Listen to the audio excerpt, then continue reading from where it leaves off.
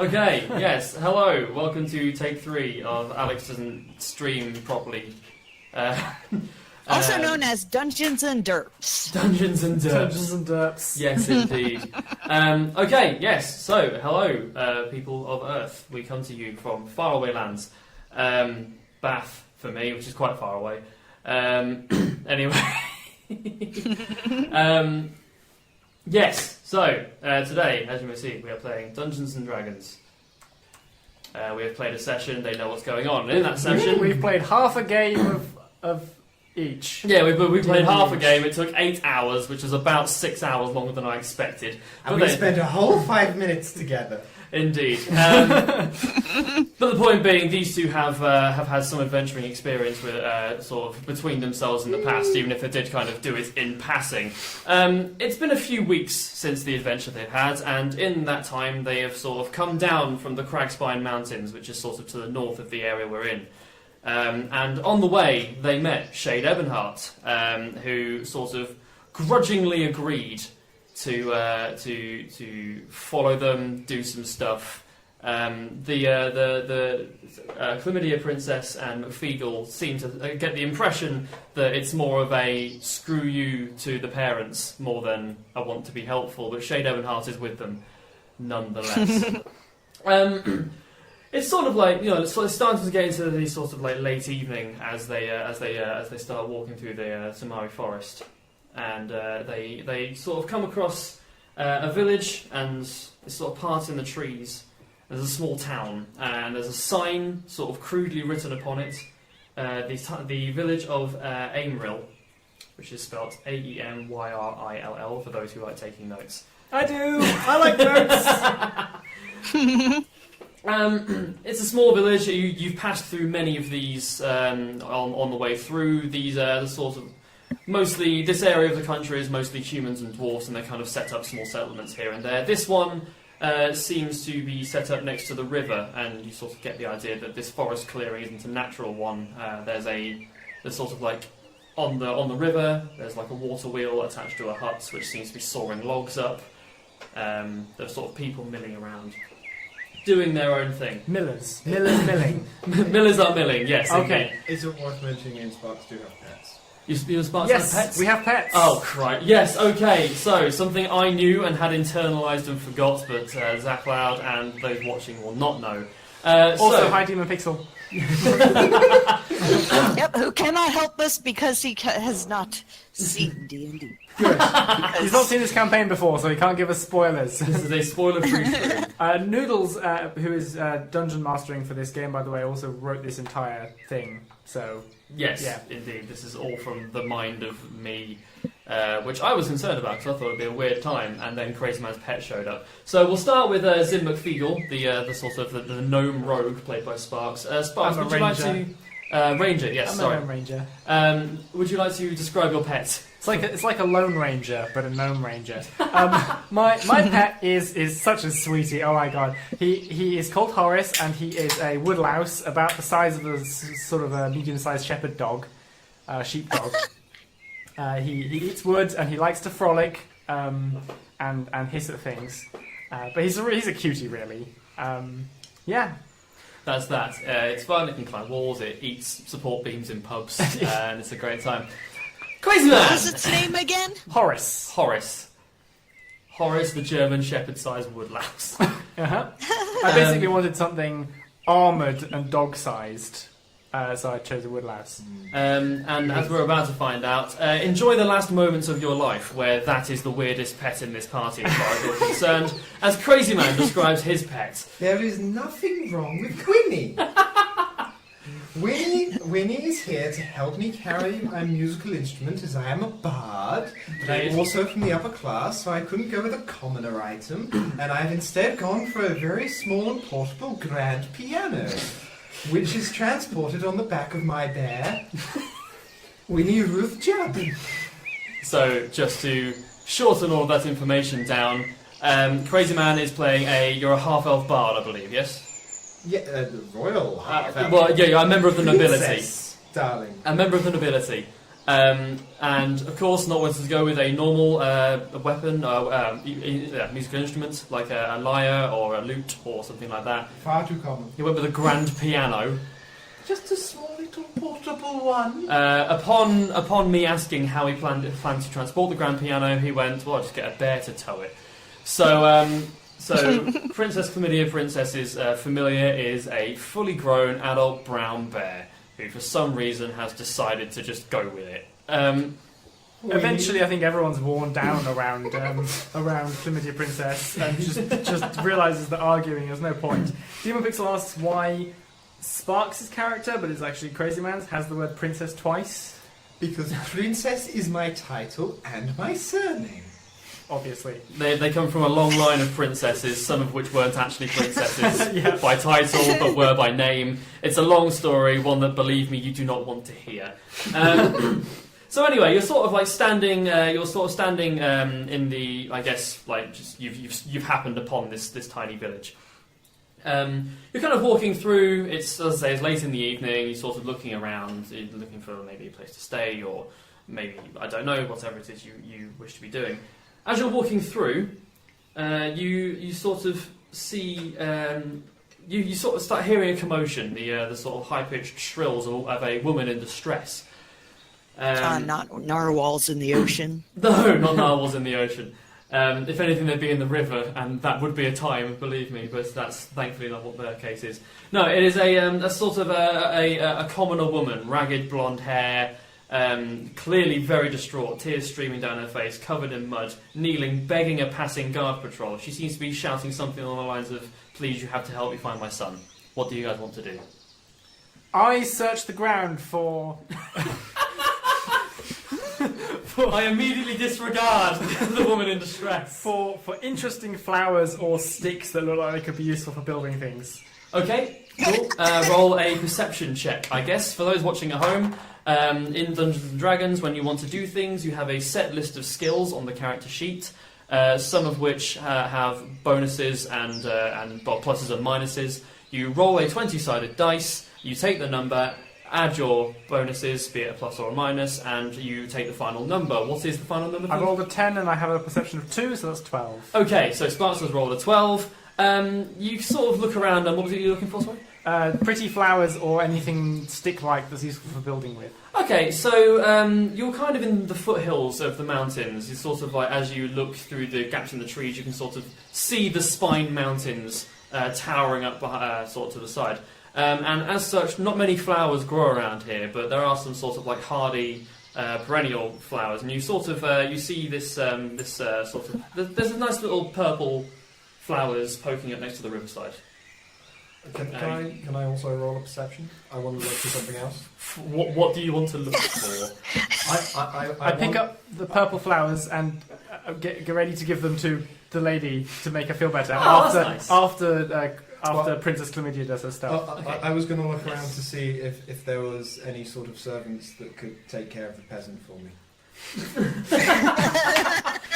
11 plus what's my perception? I'm assuming it's perception plus 4, so 15. Okay, so let me get this straight. You're looking for peasants in a poor village. No.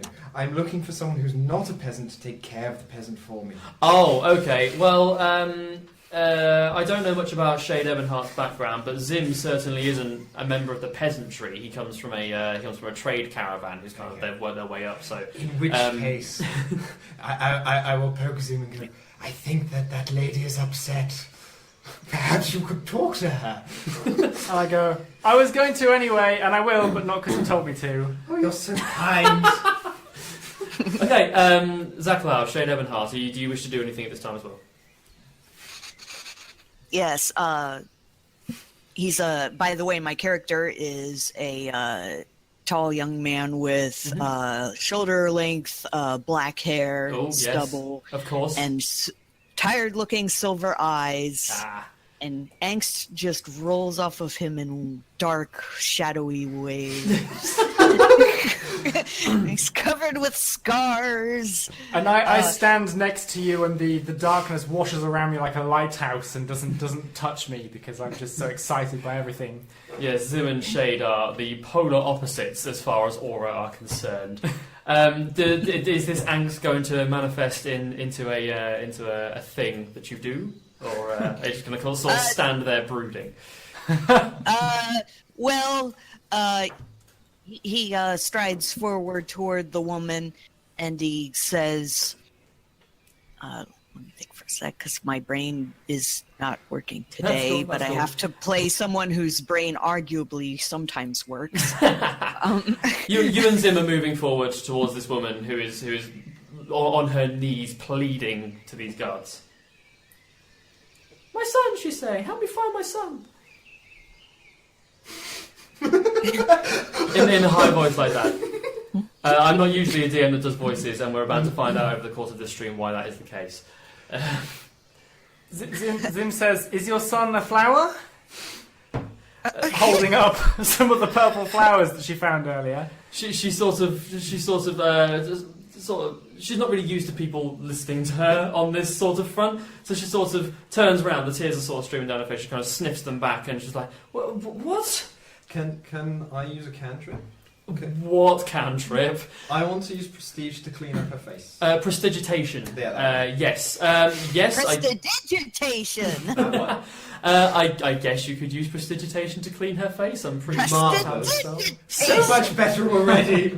Okay, so you sort of cast that, and the tears that were on her face and the mud staining it sort of like almost melt off, and sort of for a second she actually looks like quite beautiful as a woman. But then the tears keep coming because whilst you have cleaned what's on the surface, you haven't fixed what's going on inside. I take my half-full water skin and catch some of the tears off the woman's face because waste not, want not. She sort of starts moving backwards, and she's like, "What are you doing? I just want to find my son. Please stop."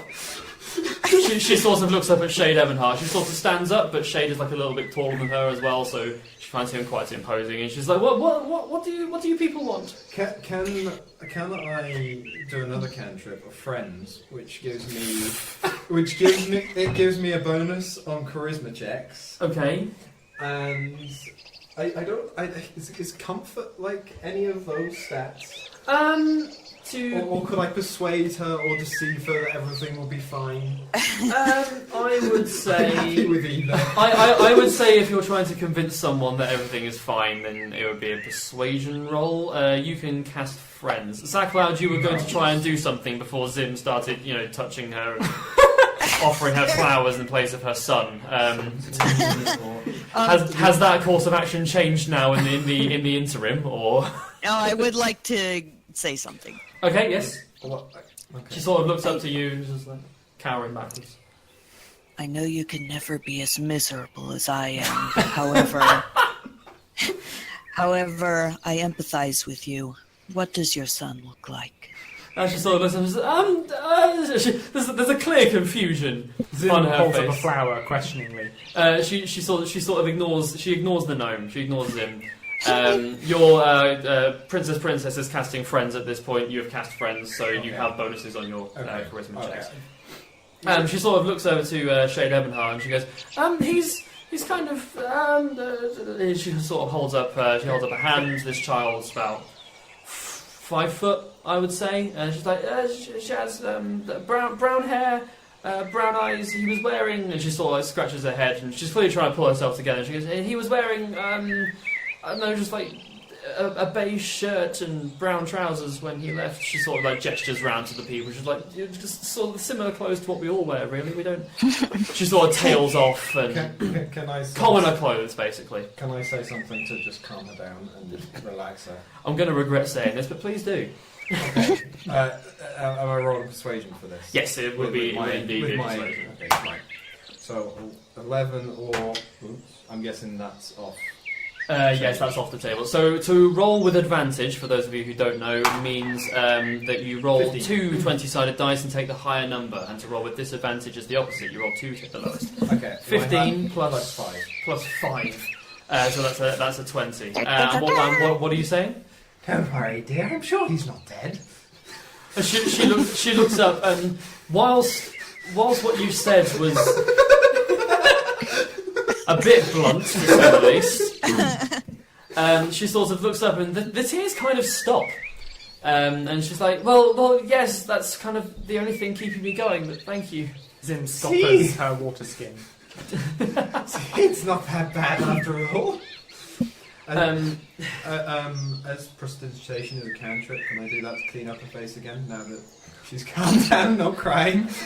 So cantrips, I made the mistake of telling Crazyman, are sort of like level 0 spells, as it were. They have no limit on how many times a day you can cast them. They're kind of like basic spells, so prestidigitation can clean things, heat things up, whatever. Prestidigitation!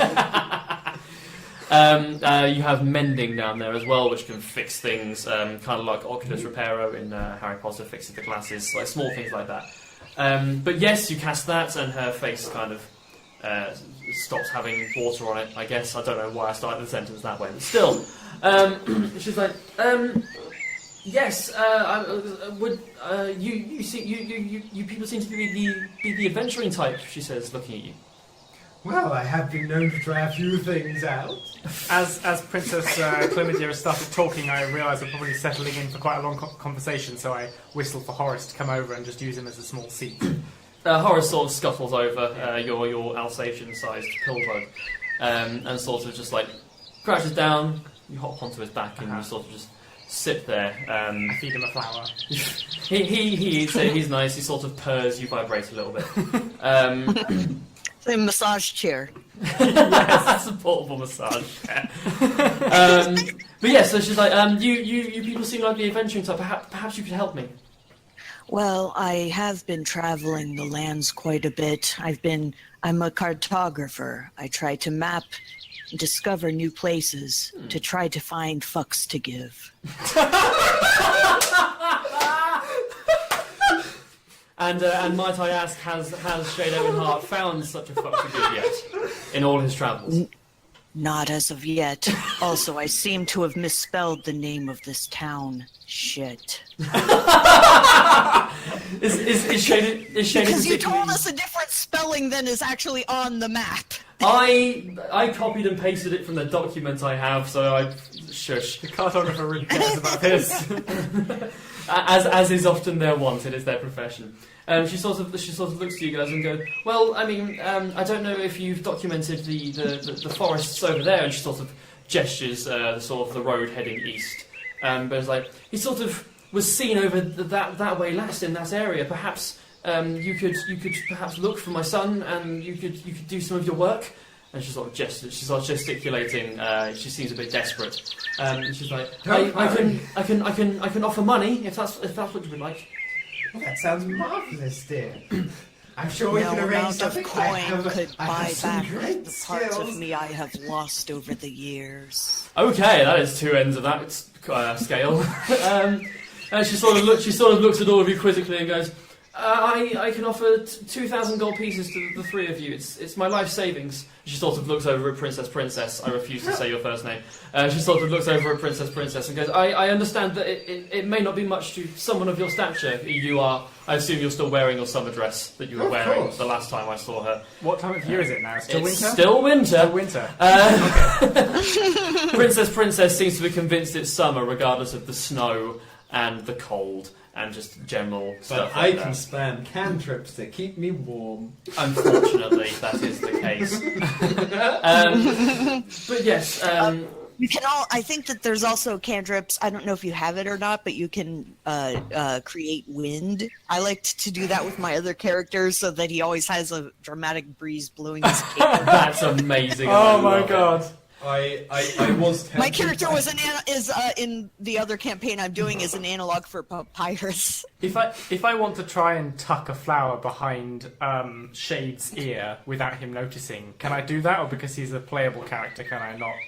So the first bit is you tuck a flower behind his ear or something like that. Without him noticing, preferably. Roll a. I will work out what this is because you guys asked the real questions here. Roll an acrobatics check. Okay.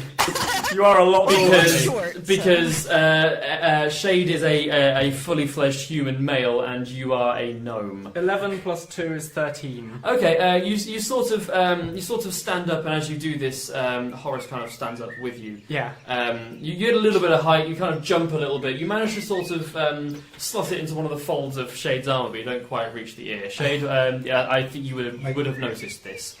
I do have one quick question. Okay. When the rules say I can chill, warm, or flavour up, up to Liquids he's talking about. one cubic foot of things. Does Yes. that give it a better aroma if I'm adding a flavour to something that is non-edible? I'm going to say yes.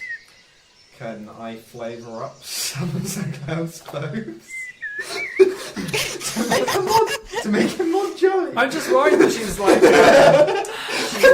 she's not representing us as helpful heroes, and Zim is just thinking, well, if I just make her countenance seem a little bit less scary on first impressions, she might learn to make friends. He might learn to make friends. This is what I'm going with. You're adding the flour, and I'm thinking, you need a smell to go with it. Nice. It's like she's just a cardboard cutout, and you guys are sitting there with markers scribbling on it. Yeah. So Shade, you sort of you notice Zim, this gnome that you've just met, jumping up and sort of like adorning your shoulder with small purple flowers. And as you look down, you get a sort of a pleasant aroma sort of starts rising from you. Initially, you think it might be the flowers, but what is it, Crazyman? What is the smell? It is. Well, I thought use... he was doing that to the peasant woman, right? Well, actually, I won't use magic. I just have a lot of perfume, so I'll just use one of my perfumes. Okay, so it's sort of a pleasant flowery aroma, and Princess sort of like sprays it into the immediate area, and everything suddenly starts smelling very strongly of quite high quality perfume, actually. Yeah, no, it's some good stuff, dear. So Shade, you now sort of smell nice and have flowers in your armour, I guess. Do these pose any benefits or otherwise? No, you just kind of look a bit flowery. He sighs and says, "Thank you. This will cover up the stench of my rotting heart." You're welcome, dear. I say without really picking up on the subtlety. Dude. Okay. And Zim just sort of says to herself, "As like, well, I guess I worked on the exterior a little bit, but I got a lot more work cut out for me here on the interior." Meanwhile, the woman is still sort of like, she's stood up. She's got sort of composed herself. She's kind of standing there. She's like, so about the finding my son. Oh, don't worry. I think I can offer 2,000 gold pieces. That's all we have. Oh yes, we are the flowery heroes, I say, and we will look for your son because we need money and because we're good people. Yay! And is this a working title? I will play a song to celebrate this new quest we're on. As you say this, you all sort of hear a from behind, and a thud, and the sort of. It's unclear how people missed this initially. The woman in the street was kind of creating more of an uproar than what's about to happen. But a fully grown brown bear sort of starts plodding into view. The two guards that the woman was pleading with sort of like swear a little bit and draw their swords. I just go, there, Winnie, tickle him under the chin, and then go around to the piano and play chopsticks. There is a piano behind the bear. The two guards, as you're playing chopsticks, roll a performance check. Performance is a thing governed by charisma. That is a 3 plus 5, I believe. 5 does... Which is still 8. Yeah. Does my friends thing still count to give me an extra bonus on charisma rolls? Yes. Roll again. 1. Luckily, you take the higher number. That was a natural 1, which would have been a critical fail, but it's not. So I have 8 overall.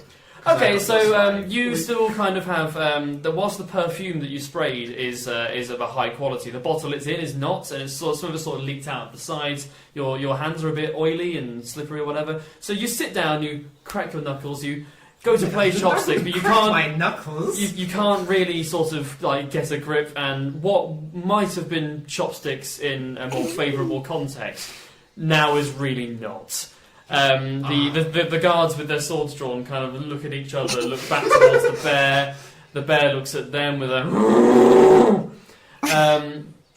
and they shrug, they put their swords away, and they just sort of start walking off. Hi Crothers, hi Special Builder. We started on time, but time zone changes like a couple of weeks ago, so you're probably a bit confused by that. Yes, indeed. We're all still confused by that. We definitely didn't start half an hour late because of technical difficulties. That's fine. That's not what happened at all. Okay, yes. So the woman sort of looks at you and like sort of goes, "Look, if you can't help, then I must be getting off." No, it's quite all right, dear. We're more than happy to help. Oh, really? Well, that's fantastic. She sort of looks to the other two for confirmation. What is your child's name? The child's name, she says, is Elrin. Elrin? Yes, Elyrn. Elrin. Okay. Elvin, you say? How delightful. Elvin. Ignoring this, Zim says to what are you called? Shade Ebenhart. Sorry, Is ZaCloud's character. Says to Shade. Make a note of that. I don't know you very well, and I'm just wondering if you have any kind of like tracking magics or any kind of skill in tracking to try and find this child. I do have a tracking spell myself of Wild Cunning, but I'm just wondering what you have. Checking my character sheet, which was just handed to me. Sparks is, as we've established, a ranger. I think you took the hunter thing as well, didn't you? So you're I'm literally Beastmaster. You're a beastmaster. You're the terrain you're most familiar with is forest. Yes. Yeah. So you're more than at home. I'm like a in this badass character in this particular setting. Yes. in this very specific context. Yes. Everything's great. The more trees there are, the more badass I get. I'm a son of a beech. A birch. Son of a birch. Well, a beech is a type of tree as well, but a birch gets more of a laugh. All right. Yeah, it took me a moment All right to then. Fine. realize. Son of a birch. All right. Either works. You would probably be more good at that. More good. You're probably better suited to And that than yes. I search for places. Not People yes. can be so cruel. I don't know what you mean, dear. People are so kind to me. Are you still trying to play chopsticks? Ding, ding, ding, ding, ding. People are great. People are so like this nice peasant lady we've met. Quick question: does your bear sort of hum along when you play? Please say yes. I've sort of always assumed it's sort of just cowards. And it's like it's sort of built up like a bit of like a selective hearing thing where it just blocks out anything I play, most of what I say. Well, just in the hopes that we can find the child faster, and assuming that the child did come from was it the east that she said? Yes, she sort of gestured. He sort of went missing. So if you can't see the map because you've put a thing up. Sorry. But on the map, and the people at home can see this as well, and ZaCloud should also be able to, I think, if you're watching the stream. So you guys came from the west, basically, the bottom corner of the map. There is one road out this way. It is to the east. He kind of went missing over that way, following the river. Okay. Well, if you two feel like looking for this child, I can cast Wild Cunning, which calls up the spirits of the forest and makes them show me where any tracks are. So we might be able to use them to like pinpoint the child tracks. Baller. Okay. If you want to do that. Sound all right to people? You okay with getting some money, Shade, to cover up your interior with shiny, earthly possessions. Yeah. You're gonna fill the hole with capitalism. Is what we're doing here. I'm still trying to play chopsticks. I suppose that I could buy some comfort, some time on this accursed earth. That's a yes. Okay. Cool. Yes. Well, the woman sort of goes, "Thank you." And you sort of you hear a second voice. He's sort of like, "Come on. This is leave them to it." And you sort of look over and you see sort of like another human man, sort of in his late 40s. You see his hairline sort of starting to recede, but it's still blonde and it's fine. He's got a little bit of stubble going on, and he's sort of like gesturing this woman to come into what is signposted as the inn. I thought it was going to be Tells the you how to asylum. work the building. And she sort of goes, "Thank you," she said, and she sort of starts staggering. You get the impression that she's drunk. She's just a bit worn out, and she sort of slumps towards Can the I door. roll perception to see if there's like any obvious like relation between those two people? More of an insight check. So roll Okay, insight. What's my insight? Fantastic question. +4. It's not too bad. Yeah. So Crazyman has +4 to insight, which is. Oh dear. So an insight check is when you're a perception roll will be looking to find a physical thing. An insight check is more getting a bead on a person or persons in this case. Crazyman just rolled a 3 on the 20-sided dice, +4 for an insight modifier, which is 7. These guys could be together, they could not be, they could be related, they could. You're They could definitely be brother human. and sister, a couple, possibly both. I Yes, don't know. indeed. You're definitely sure that they're alive, and that's about as far as this goes. Zim suddenly realizes that we're embarking on a missing person hunt out of the village along one of the only roads which could be a trap, and suddenly thinks to ask Princess whether, since she has higher charisma than Zim, whether she would ask for a 50% upfront fee before we leave of 1,000 gold pieces. I'm sure that wouldn't be an issue. I've still got my advantage of my friends. You do. Yes. Okay. Friend sounds like a spell will last for like an hour or something like that. So yeah, Yeah, I think it's less than that, but it's still within like. it's a reasonable yeah. conversation time. It won't have stopped. Well, let's hope I get better He rolled a 1. That's off the table. He rolled a 1 and his Natural second one is a and a 5. 5. Shit. That was So a 10. persuasion, so 10. So she sort of looks over, and she sort of starts, but then the sort of who you're gathering is the innkeeper, the sort of like starting to bald blonde man, just sort of goes, "No, don't stop trying. Please don't take advantage of this woman. Just she'll I pay would you. She never do has the such money. a thing, darling. She has the money, I assure you. We go with our thanks, but that is all you'll go with." Okay, And we'll the have woman- 3 the of woman- those, please.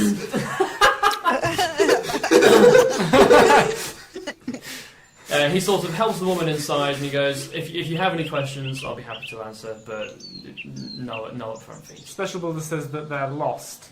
In what way? We have a cartographer with us if you need anything found. They have a tracker and they Yeah. have a cartographer. They can find the place, accurately record it for later recollection. Yes. Well, I guess we have no money, but nothing's changed. I would like to ask if he knows if there's anywhere where I could buy a thin chain. Or like a necklace. So maybe maybe a bit of string. you or say- long chain. You say thin chain. He's what? And he sort of like gestures to like the chains holding the sign up, and they're quite thick. And he's like, "That's kind of like the thinnest you like to get around here." What it must be like to be a peasant. Never mind. He sort of scowls and is like, "Is there anything else I can do for you, or are you guys alright?" Well, I am far from all right, but you could do nothing to save me from my black abyss. He sort of looks to Princess, he looks to Shade Ebenheart, and he looks to Zim, who he's now clocked in as probably the most sane of the entire party, and goes, I wave the water skin full of woman's tears at him. He sort of raises his finger, goes to speak, stops himself, shakes his head, and goes, "I'll be here if you need anything," and shuts the door behind him rather aggressively. What a nice man! You guys are... Demon Pixel, this is a game where Noodles describes the things that are happening, and the map is kind of for reference to where we are. So Yes. there's not really any visuals. This is Dungeons and Dragons, is Yes. what this is. The health and stuff might update under our character names at the bottom of the screen when we get into combat, but yeah. Yes, indeed. D&D would have maybe have had more visuals if I'd known I was doing this before I showed up at Sparks and Crazyman. I'm going to cast Wild Cunning and Okay. and ask the demons of the forest, spirits of the forest. They don't like being called demons. Whether they can find the tracks of a small child. What's the spell called, Of a sorry? child. It's called Wild Cunning, and I sent you a link to the info about it earlier. Oh, It's not a terribly small child considering they're as tall as I am. But I'm also very small, so I suppose, yes, asking them Yeah. for a large child.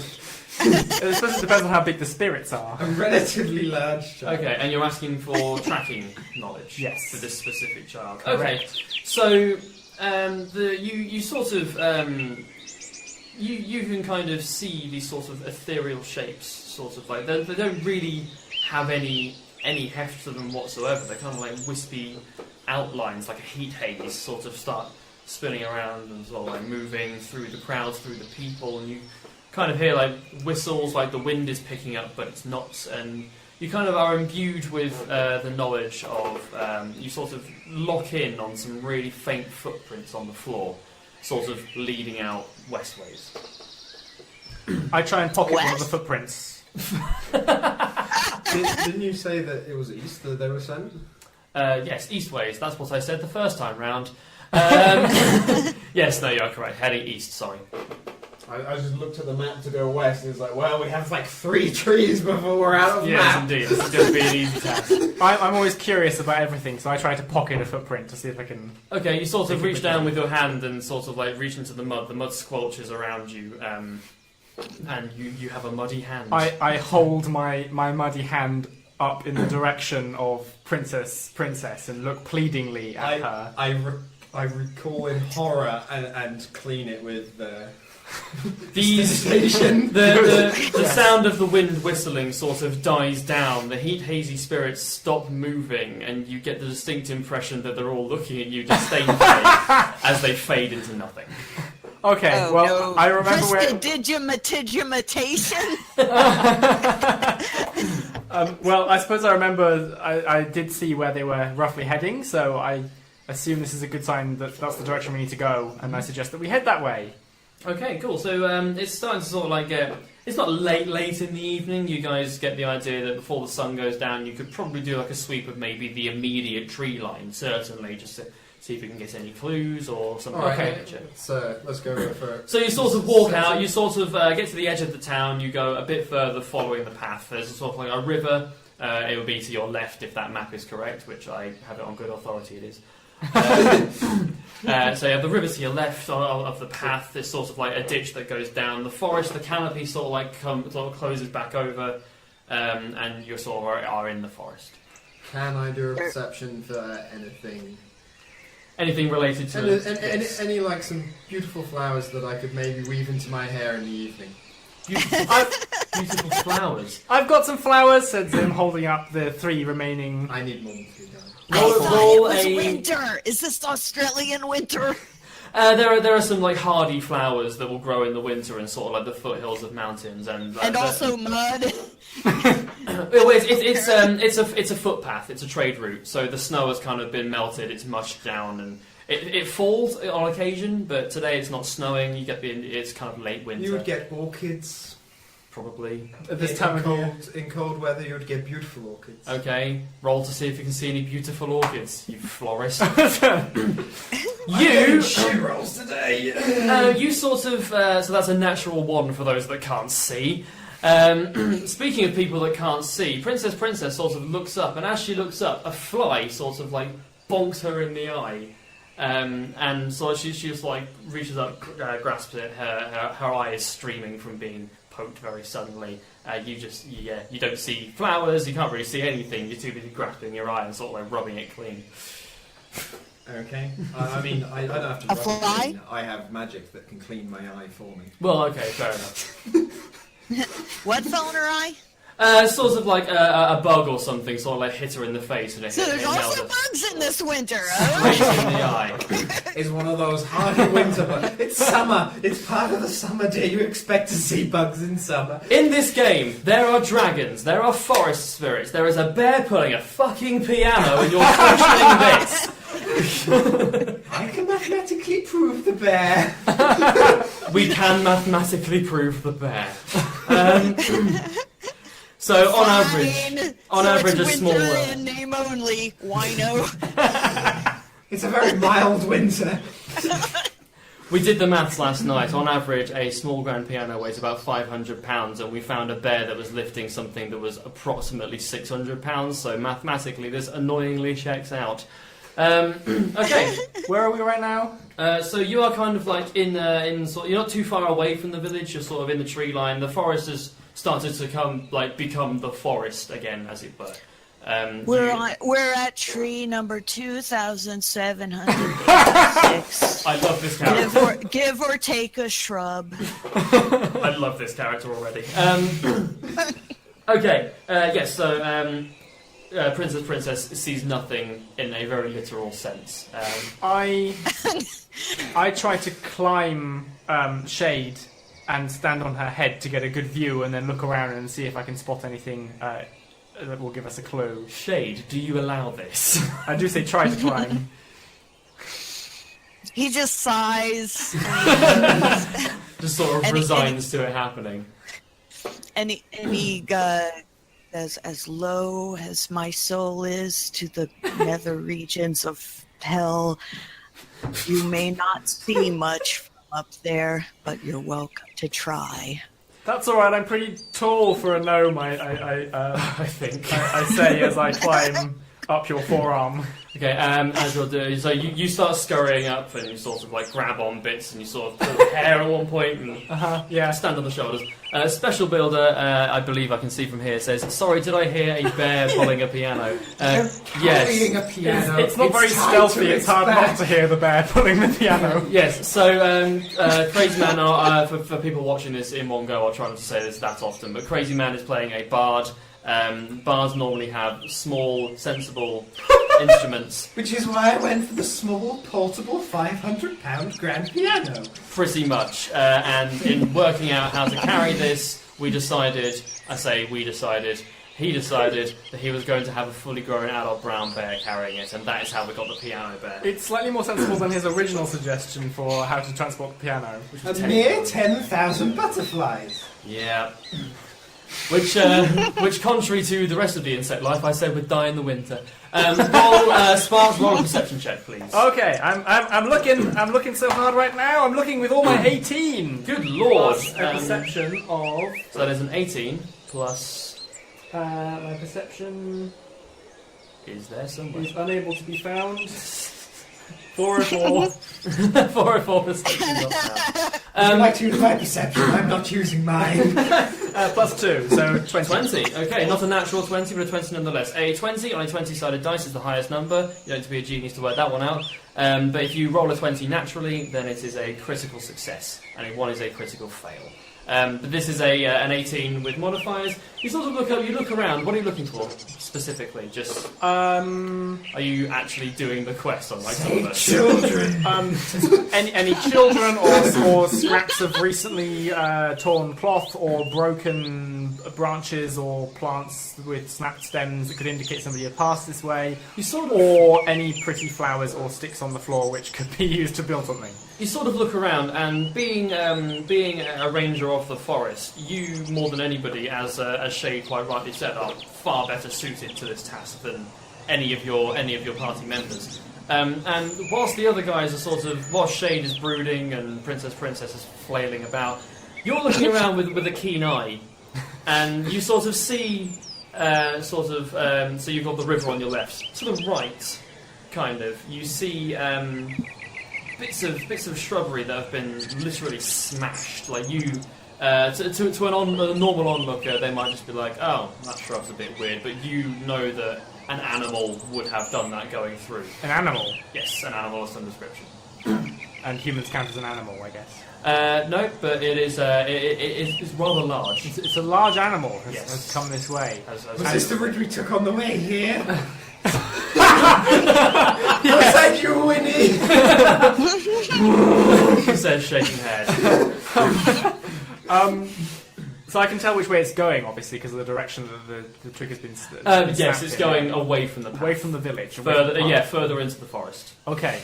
There's no indication. Looking around somewhere else, you can kind of see on the other side a kind of similar markings, like bits of bark have been knocked off trees, which suggest that whatever it was may have come that way and then gone back through. You don't recall noticing anything any closer to the village. This is the first you've certainly. Now you're looking. This is the first you've noticed. Okay, I said to my fellow party members, I say, "Hey guys, something big went from that way to that way."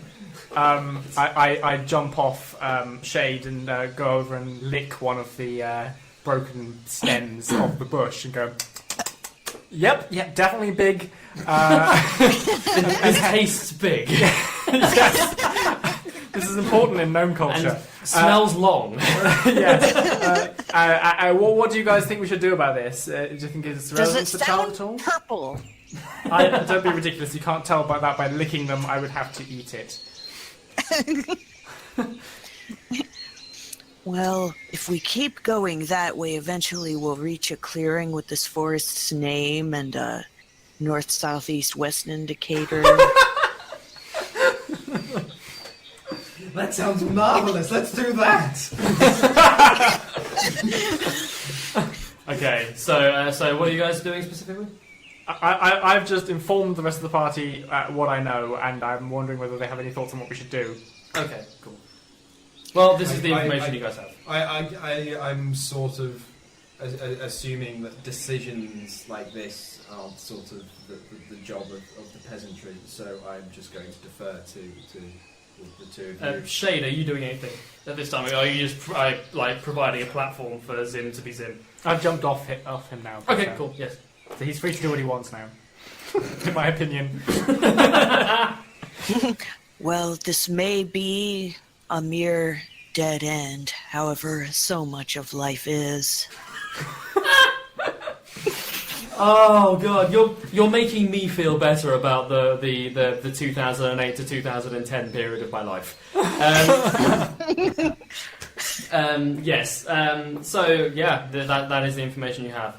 Kind of like came one way, maybe milled around here for a bit, went the other way. Can I use a spell on Shade for horrendous laughter? You can Just cheer him up a bit. You can use Tasha's hideous laughter on Shade if you want to. Oh god! Okay, so what I'm going to do here, I don't know what the rules are for casting spells on players. Tasha's hideous laughter. The target must succeed in a wisdom saving throw. So, whilst this is all happening, Zim is sort of like jumping off, and I assume you're sort of like just inspecting the area a bit further. The spirits, the indication with the footprints of the spirits, you sort of get the feeling that the footprints sort of ended, if not here, it wouldn't have got much further than this. Meanwhile, while Shade is sort of like absent-mindedly trying to make everything a bit gloomier, I'm trying to correct this by making everything jollier again. Princess just sort of like starts waving her hands and she says something. ZaCloud, I would like you to make a wisdom saving throw. Alright, I rolled a 15 plus 2, so 17. Okay,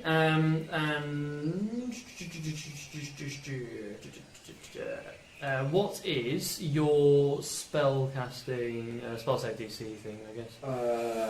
What is that? 30.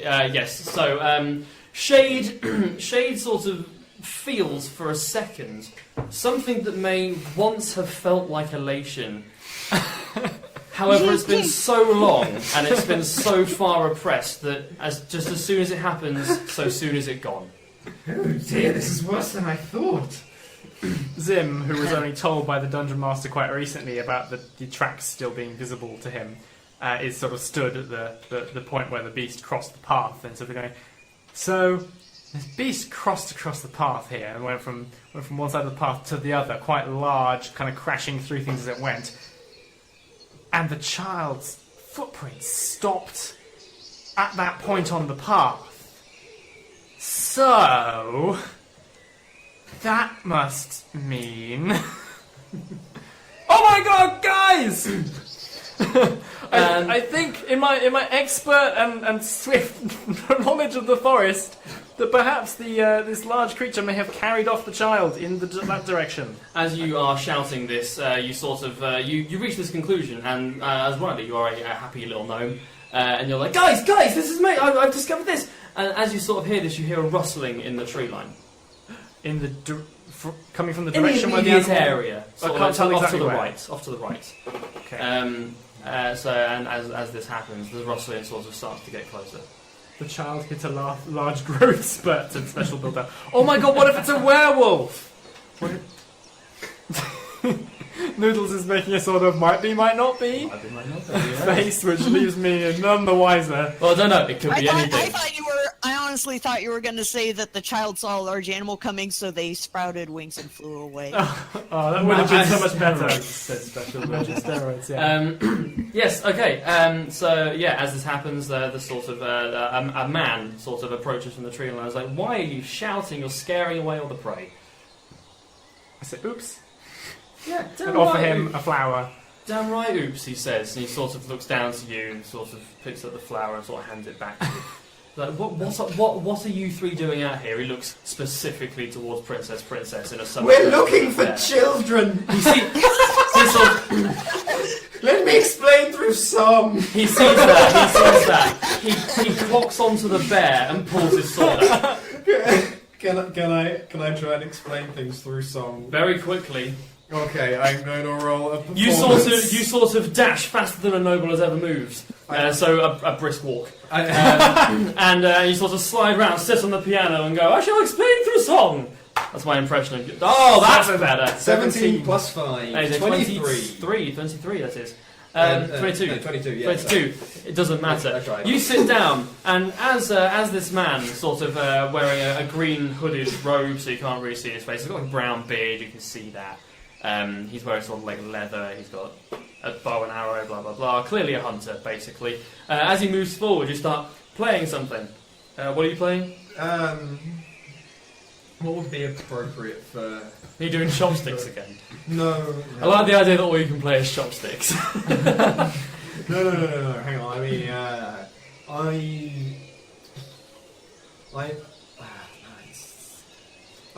Something... Flight of the Valkyries. Flight of the Valkyries. To explain why we're searching for a child.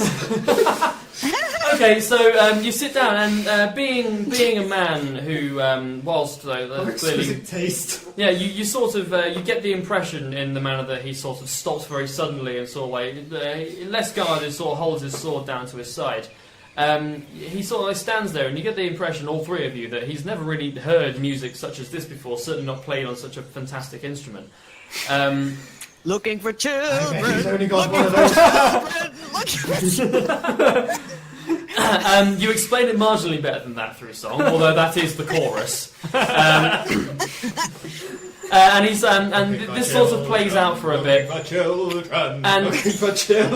And when you finish, he sort of stands there. He sheathes his sword and goes, "Well, you've definitely scared the prey off now, but that might have actually been worth it." Fair enough, he says. He sort of steps back. He sort of you're still sat at the piano, so he sort of moves to the people closest to him. He holds his hand out to Shade and he goes, "The name's Roche. I think I might be able to help you." Is he holding his hand out to me, or just the No, you're a bit further away. He's offering his hand out to Shade first, because they're the only people of like comparable height. Shade looks at his hand uncertainly, but then extends his, which is covered with scars because angst, and hesitantly gives it a weak shake. And Is this the first human contact Shade's had in a while? I was Yeah. he's had some recent goblin contact though. Well, this is very true. Gnome contact, sorry. Okay, and race he next. sort of, and then Rorsch sort of looks towards Zim. You get the impression that he's not really seen a gnome before, but he's sort of like, okay. I Sort say of holds hi. his hand out. I put a purple flower in it. This time he sort of like chuckles. He looks at it. He puts it in his pocket. He goes, Ah! "Pleased to meet you," and then sort of walks over towards Princess. Princess holds his hand out. I extend my arm. I extend my hand in a manner that one would to allow someone to kiss it. And he sort of looks, to begin with, is kind of a bit confused, realises that this is, oh yes, okay, piano, bear, dress, nobility, and goes through the appropriate, alleys to get through with that.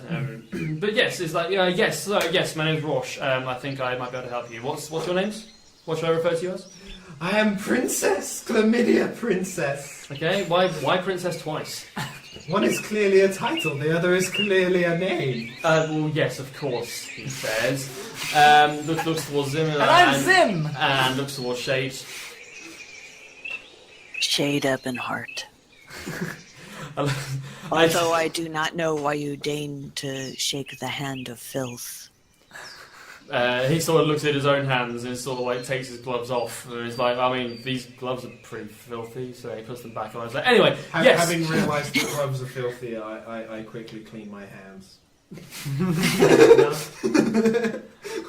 Rusty did you with your what you much your what you tation?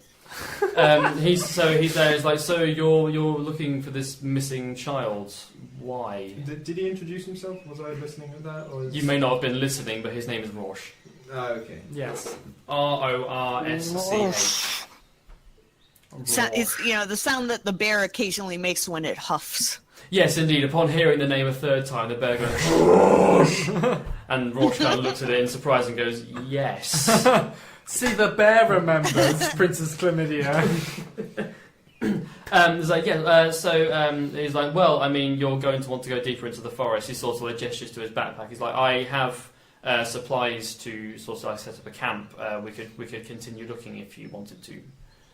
Camp gestures. Camp sounds good to me. I mean, we didn't seem particularly welcome at the inn anymore after demanding money off a grieving woman. Oh, yes. Oops, my bad. You've met Strellis then, he says. Yes, yes, he says. He's like, yes, shall we? And he gestures there towards the path and starts walking.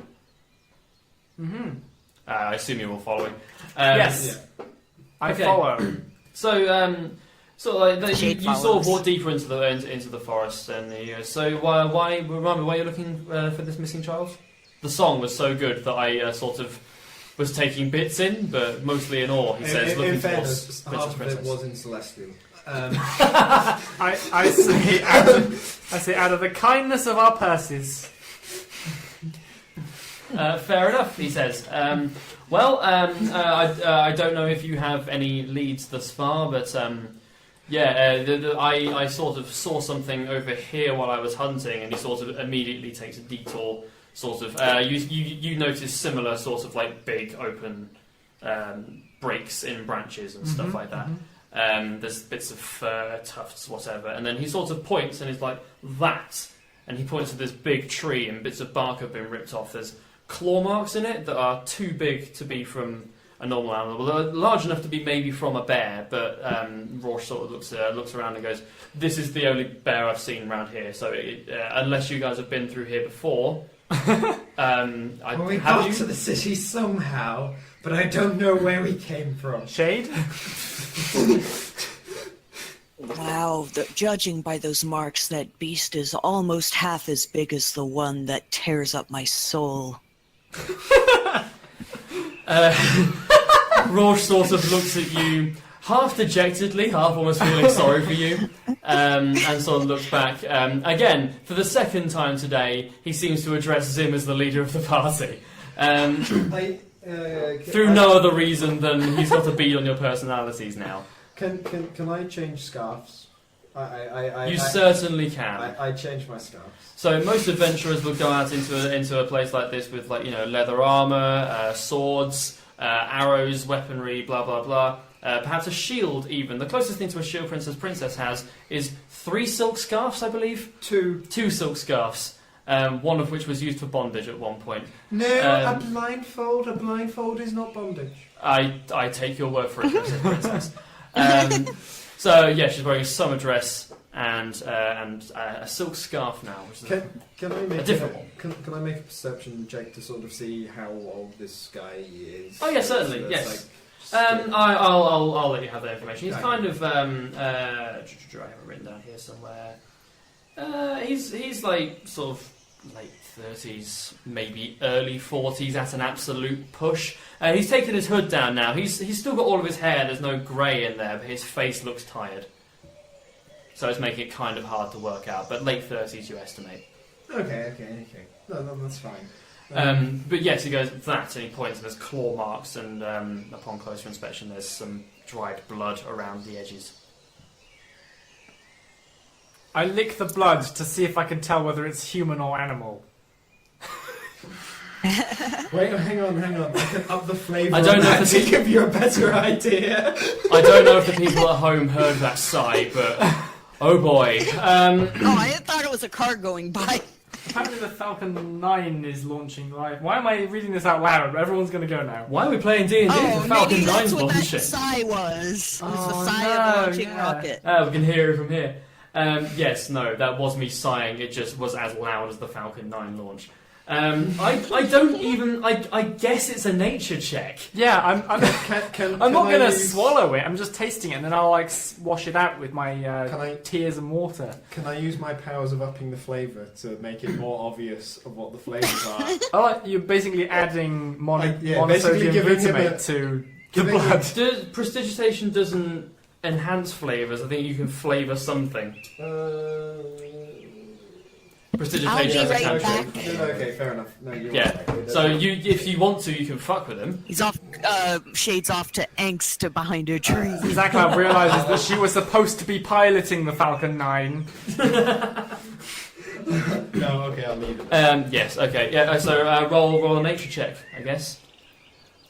Roll a nature here is check, Yes. okay. Here is a d20. 8. 8 plus. Nature. I imagine you have bonuses to nature. Yes, well, it's my area, right? Yes, indeed. Also, there's Oh a yes, you double have advantage as well. Yeah, I'll give you advantage because it's your Okay, favourite 8 friend. and 18. 18. That's better. Much better. 18 plus my nature is plus 3, so 21. Okay. Yes. So I really wish. So this is me, Noodles, the DM, talking. Like just to people in general. I really wish I could describe how Zin knew this blood wasn't human, but he knows it wasn't human blood. Good. It's not human blood, guys, I say. Well, no, because I don't want to swallow it, so it's not human blood, guys, I say. And then sort of swill my mouth out a little bit and spit it. Because With you the might poison tears us. of the crying woman. Oh, yeah. Well, it's only a few tears, and there was also water in there. It would have been worse if it had been human, because then it could be washing out the taste of blood with the tears of the mother. Good God. Roche sort of looked at you as like, well, it's not how I would have done it, but good. Yes, no, some sheep have gone missing from the next village, and I also had assumed he sort of like points over towards like bits where you can kind of see some like dirty wool, I guess, and stuff like that. It's like I kind of had assumed by sort of like the detritus in the area that it was sheep's blood. Can I collect the small amount of wool and clean it? If you must, Yes! then yes. Approximately how much wool do I have? Like a few cotton balls, I guess, like size, like the full few, yeah. So that's thrown me for reasons. If you can spam the cleaning cantrip, I wonder why it even has a like size limitation on what it can clean. Well, I mean, if you can clean an entire area quickly, as opposed to you've got to clean a 1 foot area by a 1 foot area, it's still a bit of an arse. Okay. Yes, so Roche was like, well, that's not how I would have done it, but okay. Yes, no, there's wool over there, and he looks over and you're already picking up the wool, waving your hands over it, and sort of like muttering a few words to yourself, and this wool is now white and fluffy and clean, and he sort of looks over to you and sort of shakes his head. looks around to try and find shade, and after a couple of seconds, sort of like clocks him sort of leaning against a tree, and sort of again moves back to Zim as the only person who has demonstrated any aptitude for anything, except for piano. I'll give you that. Great. And except for brooding, I will give you that, ZaCloud. He goes, yes, I mean, there's more kind of this way, but this is like the biggest indication I have that there is a large animal kind of here. With regards to the missing child that you guys are looking for, when I saw this, I began to fear the worst. Like, I myself, and looking at you guys... Not the worst! Looking specifically at Shade as well, is like you guys and I probably would struggle against such a creature one-on-one. You mean the servants went on strike on the day of the grand ball? Sort of looks at you and kind of understood a couple of those words. Being a man of low stature, he just sort of but yeah, it's like us three especially. He points to Zim, Shade, and himself, and sort of like. To a degree, princess, because one-on-one we would struggle to take this thing on, let alone a child. I would like to ask Rosh whether I say, did you say you have a camp near here? I have stuff to camp. It sort of like points to a backpack. Stuff to camp with. Yeah, I can set up camp. Okay. It won't be particularly fancy, but it'll be Shade. Okay. I was wondering whether he might have kidnapped the child and was trying to lead us away, but if he doesn't currently have a camp.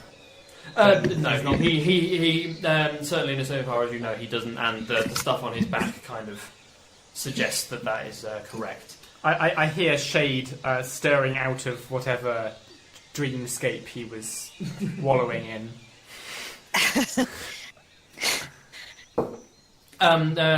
Being a kind goblin, I bound over and I'm like, "Oh, you're back, Shade! Hi! I don't know if you missed it. I tasted some blood and it wasn't human." And Princess has taken some sheep wool and cleaned it, and that's about everything that's happened. Oh, I just had an existential crisis, but I suppose that I shall resume the search along with the rest of you. Rourke kind of looks around he's very desperately trying to hide his complete disdain for the situation, and he goes, "Shall we go this way? I know a clearing," he says. Pointing just into the brush. To camp or to track? Just to camp. Okay. I've looking at this, I'm sure you would know, and you do from looking at it. If this creature's like to have gone anywhere, it's this way. There is a clearing sort of a bit out of that way, but it's close and it's getting dark. Okay. ZaCloud, do you have any camping equipment? Any sleeping equipment on you? I imagine you would do, even if it's not on your character sheet. I'm going to say you would have done, because I had to write yours in a hurry. So you do. You have a bedroll and stuff like that. I do not, in my character sheet, have any of this. Am I allowed to curl up in the nice warm embrace of a giant bear? Sure. Yes. Are you gonna? I assume you're not gonna cut it open like a tauntaun, but no. You can cuddle it. I look at Horace's shiny carapace and many spiny legs and think that I will in fact use my bedroll tonight. Special builder says, "Is that a tent or a child on your back there?" It is definitely a tent. I assure you. I was about to roll perception to check. I'm assuming we haven't actually gone to bed yet. We're just no, you guys are sort of like you started to move off through the brush. Okay, in terms of like me talking to Noodles, Mm-hmm. if I was wanting to make something into something else, maybe this is something that Sparks' character Zim can do. But if with my cotton balls, could they get turned into say a thread of some sort? You would need to either know how to do that or know someone who knows how to do that. You certainly Would could. Zim know how to do that? Does Zim know how to do that? I don't think so. No, I He's don't a think so tinkerer? either. No? No. Yeah, you would know that I mean, a tinkerer that you would need like equipment. To do Yeah, that. Zim would sort of just try and like grab two ends of it and pull. Yeah, no. I feel like I needed a spinning wheel. Zim could probably work out how to do it if she had a spinning wheel. But yes, indeed. Yeah. Do you think that's something you're likely to find in the forest? You guys continue walking. yeah. Damn. Yeah, no, you'd need specialised equipment for that you certainly cannot do in the forest. Damn it. So you guys sort of walk. The sun starts to get low, and as you sort of are getting closer, which is like, yes, it's just over here. And as he says that, you hear a sort of dull growling from the bushline. Can you ask your bear to translate? I have the spell Speak with Animals. Okay. Which I have no idea how it works. I was about to say, how specifically does Speak with Animals work? Let me just check. Speak with Animals. You just go, who's your good animal? Yes, your good animal. Yes, I guess for posterity we should make the distinction that the spell Speak with Animal is actually converse with animal and not floof at animal.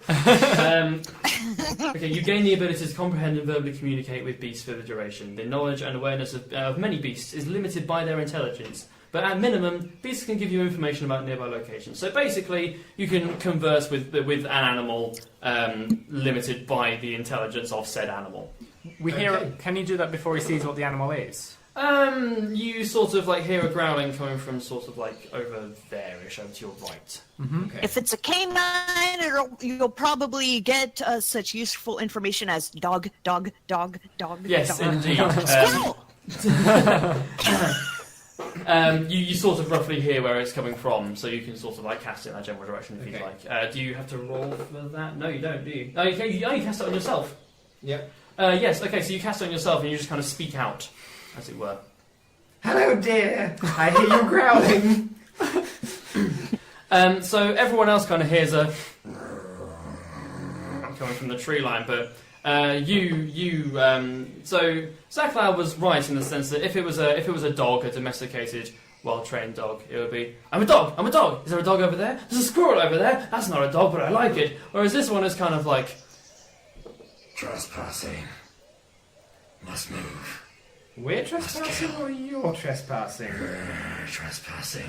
and you sort of hear this sentiment being mirrored, agreed with almost from over in front of you, over the other side of you.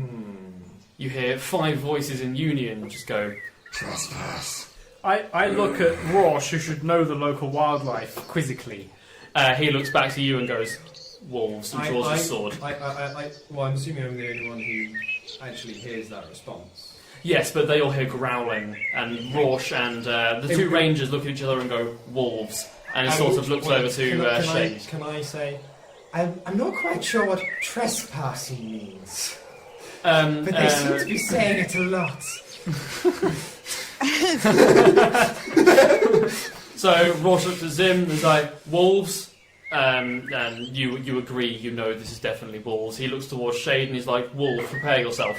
He draws his sword. I would like everyone to roll initiative, which is rolling a d20 and adding your dexterity modifier.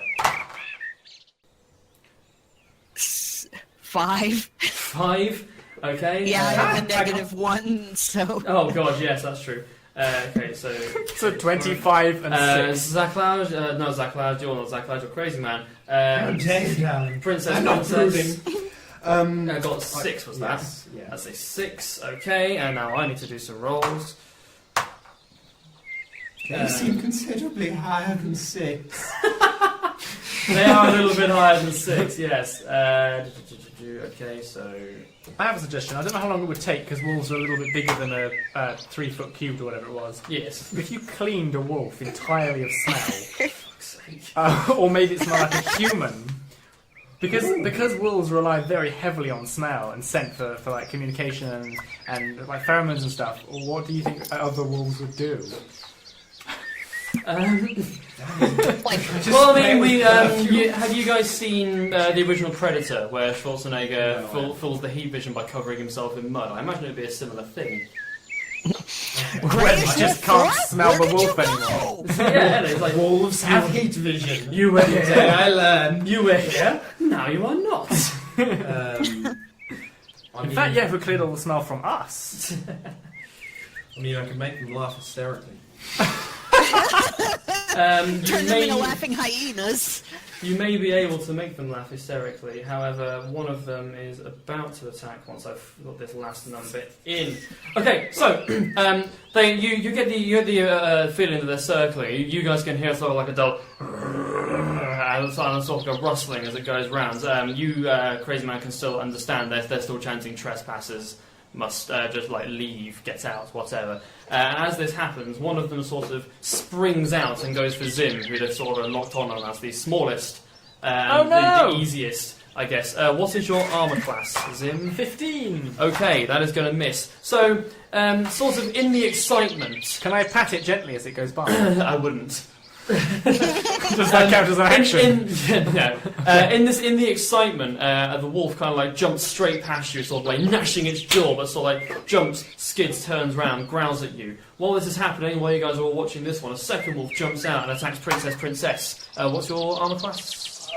Yours is 14. Yeah, 14. Okay, and wolves have a wolves have +2, I think. Yes, so 14 plus 8, 10. It's going to miss. Second one, again, does the same thing. Overexcited, but kind of like jumps and bounds past you. Zim, it's your go. So there are two wolves in the clearing, and you can sort of hear growling from the tree line again, but none of them have really done anything yet. Do we know how many wolves there are at this point? You are sure of 2, and there are definitely at least a couple more. Okay. I was going to say, I heard about 5 initially saying trespassing. 5 distinct people saying trespassing, whatever that means. Okay. Princess knows for sure that there are 5 wolves. There are 4 wolves and 1 very angry chipmunk. Well, I'll say, Princess definitely knew that there was 5. The rest of you could just hear an amalgamation of growls. Okay. You're going to have to look up exactly how this works, but I'm going... does enchanting my arrow before firing it count as a action? It's a bonus action. What are you enchanting it with? I was thinking of putting Ensnaring Strike on my my you arrow. cast Ensnaring Strike and then shooting the wolf it. that is closest to me. Okay, so roll. Mm-hmm. An amalgamation of growls. I was like, oh, we had that in under. Yes. 8 plus what? You're using a bow, so it's your proficiency and your dexterity modifier. So your proficiency would be +3 at level 4, I believe. It might be. It says +2 on the sheet. It's +2 then. So your proficiency is +2. Proficiency is when you know how to use something. And dexterity is +2. And you're +4. So 8, 9, 10, 11, 12. So you sort of shoot an arrow and it goes whistling past this first wolf and it sort of growls at you some more. Have I now wasted my enchantment? Yes, that time. Yes. Okay, so I have 1 enchantment left for the day. Oh, that was a cool shit. I've dropped a d20. No! This is the issue of playing with actual dice. Sometimes they roll off the table and you must make emergency jumps. Another wolf jumps out, goes for Princess again, completely missed, darts back into the shrub line. And from a similar place, you can't really tell if it's the same one or not, another one comes out. That is a 22. I imagine that probably hits you. It probably does. Okay, so the wolf that sort of ran past you, distracted you, sort of like looked down, you sort of like, what is your weapon? My weapon is a rapier. Okay, so you sort of like wave your rapier at it. It's like, yes, you better run. And while you're doing that, another one sort of comes out and latches onto your leg. That's my arm, but if I grab my leg, then I'll hit the table. You take... Not my leg, it's my 3rd sexiest feature. You take... Coming just behind my elbow and my other leg. 3, 5, 7. You take 7 points of damage, and I would like you to make a dexterity save, please. What do I roll for a dexterity? A d20, and then a dexterity saving throw, which is at the top of the character sheet. That'll be fine. That'll be fine. Okay. So this wolf kind of like latches onto your leg, but you manage to sort of like kick it off, and you take 7 points of damage. You could set your bear on 26 is what I'm now. Okay, Roche draws his long sword and sort of runs over to Zim, who is currently in the most danger. Slashes it down. That is a natural 20. That is our first critical success of the game, ladies and gentlemen. So he sort of like brings it up, holds his longsword in both hands, and sort of like slashes it down into the back of this wolf's head. That is a d10 plus 2. And instantly, just the sword hits the top of this wolf's head. There is a momentary whimper as the sword passes straight through, and the wolf just goes limp and hits the floor. It is cleft in twain, is The head has indeed been cleft in twain, as they say. Was that the one that bit me? No, that is the one that tried to attack Zim, or one of the two now currently facing Zim. It is Shade's turn. What do you wish to do, Shade? How many wolves? How many wolves are out? Okay, so there is one wolf that is currently threatening Zim. There is one wolf that is currently threatening Princess. Sort of within melee range. You could easily attack either of them on this turn. You're well within melee range. You were kind of grouped together at the time. Okay, Shade first, he says to... I wish I could think! He says to, Princess Chlamydia... Yes. Tell them we're only passing through. Okay, we're going to have to wait for Princess Chlamydia's next turn, which to be fair is immediately after yours. So if that's the only action you wish to take, then you can attack one if you wish. But it sounds like we're trying to take a diplomatic route.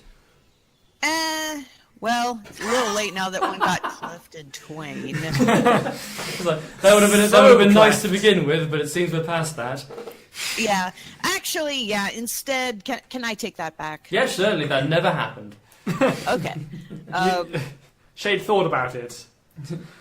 Yeah. Yeah. So Shade kind of stands there for a second, and he's thinking, and then sort of shakes his head and moves to. He says, "I'm sorry to do this to you, but life is misery, so I'm doing you a favor." Hearing a deep voice, this wolf sort of turns around and growls at Shade now. Turns away from Zim and sort of growls at you. And then he slashes his great sword at that wolf. Okay, I have your sheet in front of me. That is a D20 plus 7 to attack as you sort of bring this great sword up. 10 plus 7, so 17. That is 17, and you bring this great sword down, and it sort of clunks into sort of it's a great sword. It's a long sword, and this wolf is kind of head on in front of you. So you kind of bring this down, and whereas Horace and his longsword had kind of cut this wolf's face into, if you'd like to roll 2d6 and then add 5 to the result. Okay. 6 plus 5, 11. You bring it down, and where Horace's longsword sort of cut this wolf's head into, you have just straight up separated one half of this wolf's body from the other. The wolf the wolf that's kind of growling and sort of threatening Princess kind of looks around, and you get the sense that suddenly it's deciding maybe it doesn't want to be there anymore. Another wolf kind of jumps out from behind and sort of seeing the damage that had just been done, goes to attack Shade. What's your armor class, ZaCloud? 13. And it sort of bites down, sort of you're kind of there, you're sort of lifting your longsword, and as your arm is raised, it sort of latches into a bit of the exposed underarm, as it were, and you take, where's the D4? You take 2, there is a plus to this, unfortunately for you. 2 would have been really good, there's 2 ones. Yeah, and you take 4 points of damage, and I would like you to make a dexterity saving throw, please. Okay, which I believe for you. You have -1 to dexterity, so it would be a D20 -1. Okay. Alright. Did you ever do the stream with her health? Oh, yes. Or my health? No. I have not. Wait, what am I rolling for again? You are rolling a D20 and then minusing 1. It's a dexterity saving throw. Okay, 7. 7. Okay, you sort of this wolf sort of jumps at you and very, very angrily sort of drags you back down. and you sort of like are sort of like rolling around on the floor, kind of like this wolf is sort of like on top of you, growling at you. You took 4 points of damage with that. It is 30. I don't know if you would want to taste my blood, but at least you're saving me the trouble of cutting myself just to feel something. Ow, dude. Right, 34 you should be on now, I think. Okay. Special Builder asks, I hope they're not Hydra wolves, otherwise the 2 half wolves just became 2 full wolves. Cut 1 wolf in half and 2 more shall rise.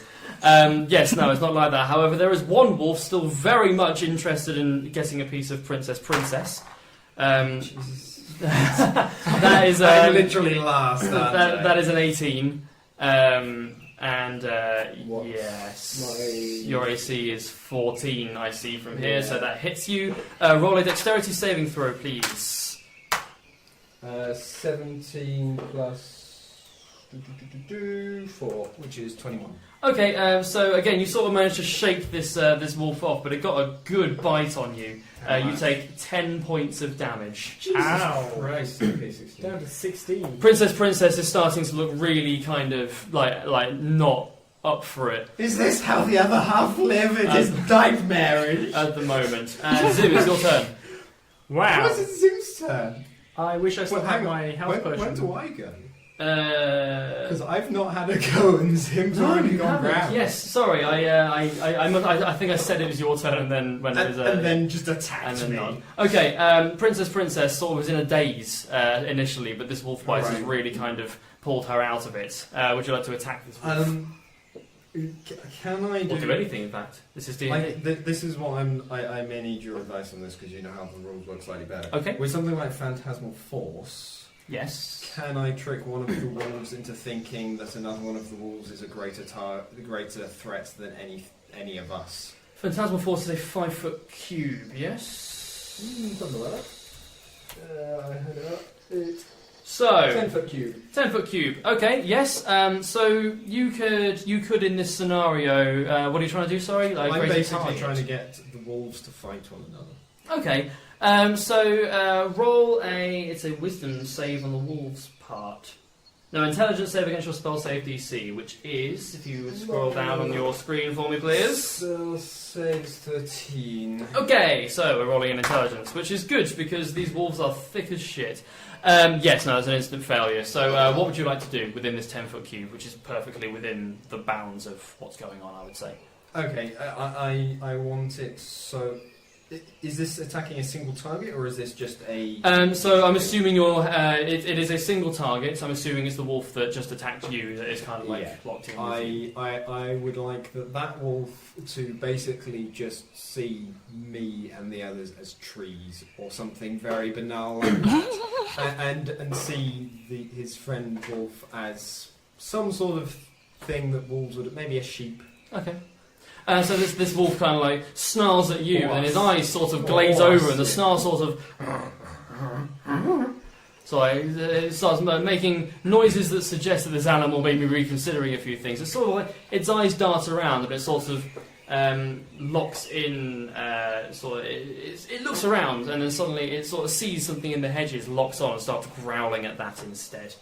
Zim, it's your turn. There is one wolf that you can see. You get the impression that maybe 2 more in the tree line somewhere. Is that the one that's just been enchanted? Yes. Yeah, the only wolf you can see is the one that has been enchanted. Are there any... We're in a clearing, yes? Did we reach the clearing? Are there any trees in the clearing rather than on the edge? No, there's a couple of like low shrubs and whatever, but outside of that... How close to the edge of the clearing am I? I mean, it's maybe 15, 20 foot across. It's not really that big a thing. A clearing is a strong term. It is more... the forest, so far as you've reached a dense point in the forest where this appears to be an emptier space, so to speak. How much damage do you think that a falling woodlouse the size of a small dog would do if it landed on a wolf, curled up in a ball? Okay, well, let's think about this. How much does it's Horace, isn't it? Horace, yes. Horace. How much does Horace weigh? I don't know. How much does Horace weigh? I've never weighed him. Okay, right, okay, well, it's the size of an Alsatian, so... I'm really bad at guessing weight. Weight... I can't intuitively do that. Average weight of an Alsatian. Bear in mind it's like armor-plated Alsatian. So maybe like... Get the weight of a woodlouse. Then multiply it! 34 Cut it in kilograms. half What's and that in double it. pounds? 30, we'll say 30 kilograms. In pounds. Maths, ladies and gentlemen, part of D&D. It's a thing that happens. 66 pounds. So I'm going to say 1d6 per 10 pounds. So 6d6 if you get him to like terminal velocity, I guess. if he climbs a tree and jumps out, I'm going to say from landing 2d6. Okay, I'm going to... Which is still not inconsiderable, a small amount. But, Yeah, you know. I'm going to tell Horace to climb one of the closest trees and wait. I assume there's a branch that might be overhanging the clearing a little bit. Yeah, okay. So I tell him to go We'll up say there and get ready to like effectively cannonball as a small armoured ball of death Okay. onto the next wolf that passes under him. Does that count? I'm guessing that doesn't count as an action though. That's an extra. You are telling your pet to attack on behalf of you. But he's not essentially. attacking yet. He's just climbing a tree. He's holding a tree. He's moving. So no, there's not an action this turn. So something no. Okay. So you can still attack if you wanted to. Okay. There is an enchanted wolf. He's sort of like standing there. I don't want to distract the enchanted wolf by shooting it though, or attacking it. Okay. Well, there's nothing really anything else happening. You can sort of hear like growling coming back through the bushes, I guess, but you can't really see anything. I respectfully plant the one remaining flower I had on me back into the soil. That's fair. You can do that if you want to. Okay, this wolf sort of like looks over and Slowly bleeding to death here. Don't worry about me. I'll be fine. this wolf jumps. Oh yeah. This wolf springs off his hind legs, jumps into the bushes. You sort of hear growling, you hear rustling, whatever. Nothing's really happening. The other wolf kind of like darts through, completely ignores all of you guys and darts in. And Rorsch is like, now's probably the best time to go if we wanted to. They're distracted. Good job. He points at Princess. Princess goes, good job. They're distracted. We should leave. You're pointing at me? How rude! He shakes his head. He looks at Zim. He looks at Shade. He goes, your friend here is injured. We should leave. We don't have to fight the wolves. We should go. Let's see, While he's saying this, he sort of puts his sword away and readies his bow and arrow in case the wolf comes back. But you can tell he's clearly like, you know, Okay. this is a needless risk. Does having a bite in my leg affect my speed? No, Okay. not historically indeed. Especially not if you're riding a bear. There is that. I'm not really riding my bear. I'm just walking along. Yes, indeed. Otherwise, I'd be amazed if we managed to get it. Fair enough. I think the bear would. Are you all going to run away? Functionally? Yeah. Expeditious retreat? I'm happy to bravely run away. Yeah, sure. Let's. I don't know. What does Shade think? I am. Shade lets his arm hang that's dripping blood onto the leaves, and he Is goes, everything in black and white but the blood? Yeah. and he says that all things considered, we got off lucky. What it is you, I'll defer to you, Princess, on what we should do. Cut to Princess, who is currently... Oh, the pain! I can't take any more of this peasant lifestyle. Get me out of here! Demon Pixel, Demon Pixel said a few things. I'm trying to see here. The chief among which I'm going to answer first. Why ride the bear if you can ride the piano that is being pulled by the bear? This is something I have suggested several times over the past 24 hours, but Crazyman seems to like it. Because I like skipping through the flowers. His words.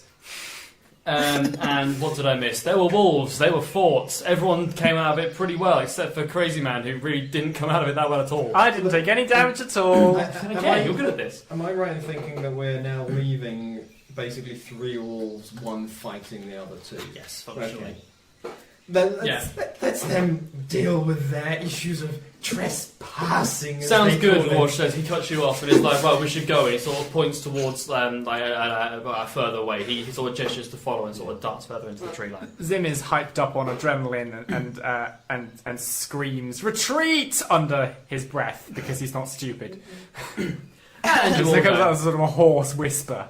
We are we are out of initiative. You sort of hear like crashing and growling and sort of like I guess wolves bark to either, you don't know. So you hear sort of like barking going on, blah blah blah. That sort of like fades into the distance as you guys go away. Rorsch turns to Princess and goes, "My dear, you all right?" No. Look at my socks. He sort of looks around and is like, "Does anyone here have anything we can heal with? I can do some basic healing, but if anyone has anything else." Well, I was going to say, how does Cure Wounds work? Cure Wounds is 1d8 plus your spellcasting ability modifier. So in your case, that is your charisma modifier. Which is +3. Which is +3. So Cure Wounds on you would be 1d8 +3. And Rorsch is also going to cast Cure Wounds on you as well. You don't need to do that. It's a touch spell. Okay. 7, 8, 9. And I got 7. Okay, so that's 14 plus 5 in total, so that's 19. You heal 19 points of damage. Okay, I think that puts me over my max health, so I'm assuming I just that's to cool. max. You get temporary hit points. What is your max health? 33. Okay, cool. And so And you get the I'm- difference in temporary hit points. That lasts until you sleep. Okay, so I'm up to 35. Okay, you're up to 35 hit points. So Princess, sort of before everyone's eyes, she sort of like gingerly, sort of like her hand shaking, sort of touches areas, the more sensitive areas and stuff like that, the bitten. Wait, Sort of like, hang on, does it, to get healed by the other guy, does that mean I have to let a peasant touch me? yes. So like a golden aura sort of like starts like swirling around Princess's hands. I'll let that happen. He was quite. Rorsch sort of like comes down, a slightly duller golden glow than the one that emanates from Princess, but a golden glow nonetheless, and sort of like the rest of it. And she goes from easily the worst off out of the party to looking like she may physically actually be glowing a little bit.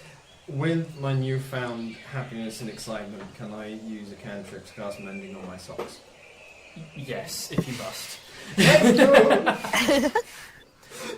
Zim, who had gotten out her herbalism kit, looks at this and just sort of quietly puts it away again and pretends nothing had happened. I mean, Shade is also down as well. Yes, Rorsch sort of looks over at Shade and is like, "How are you doing for health? Can you heal? Would you like healing? I can do some stuff." Zim hopefully removes his herbalism kit again.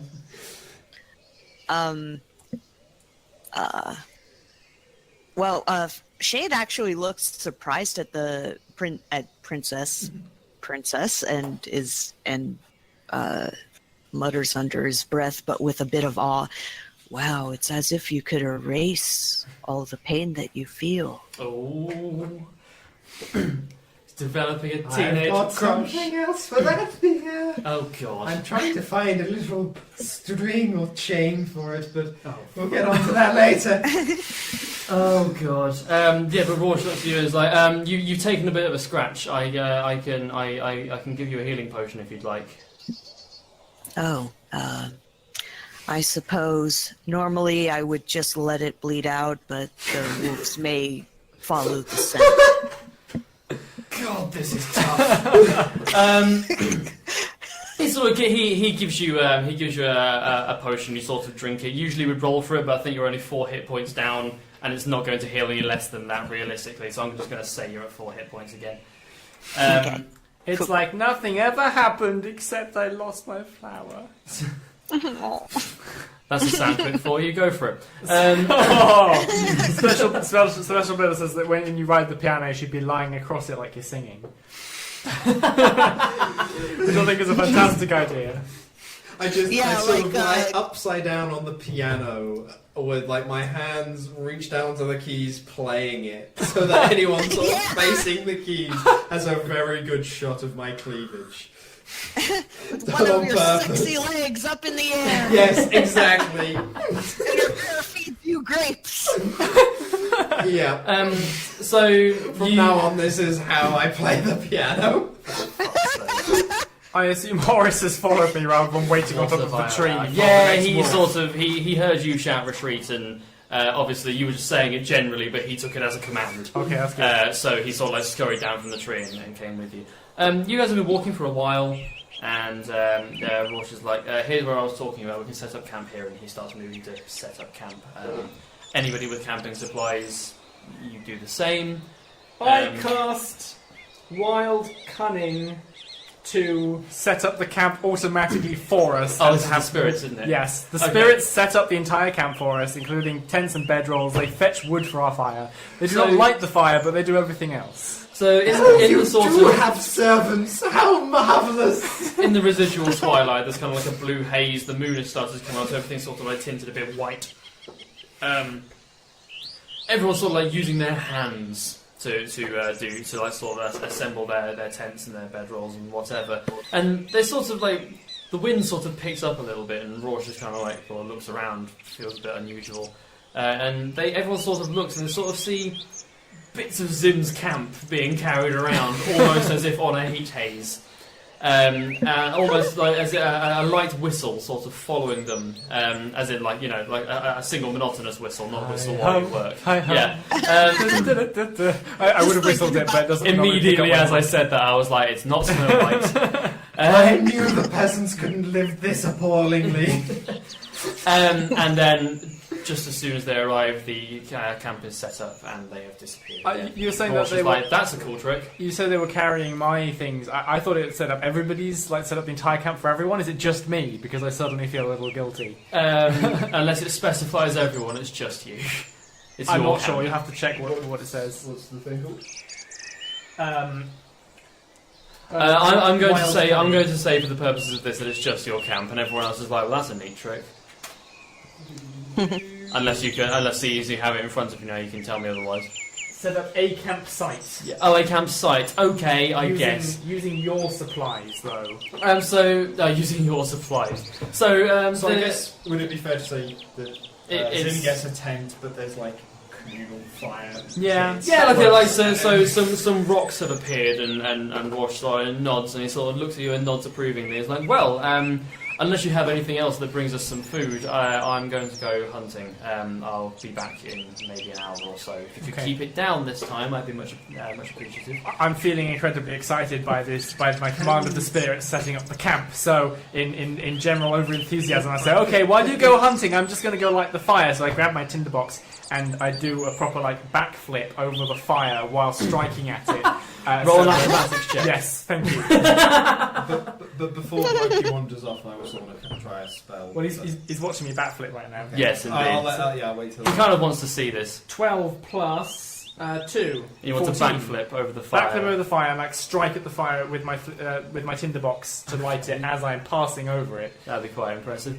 So you 14. you take a running jump. I'm and very excited. You sort of run. Horace sort of moves in. You sort of use him as a springboard. You turn around. You sort of arc backwards in the air. You strike the tinderbox. You nail the landing. Unfortunately, the fire didn't quite catch. It looked cool. There was a spark as you went across, but the fire didn't quite catch. And I just raise my hands over my arms over my head and go ta-da!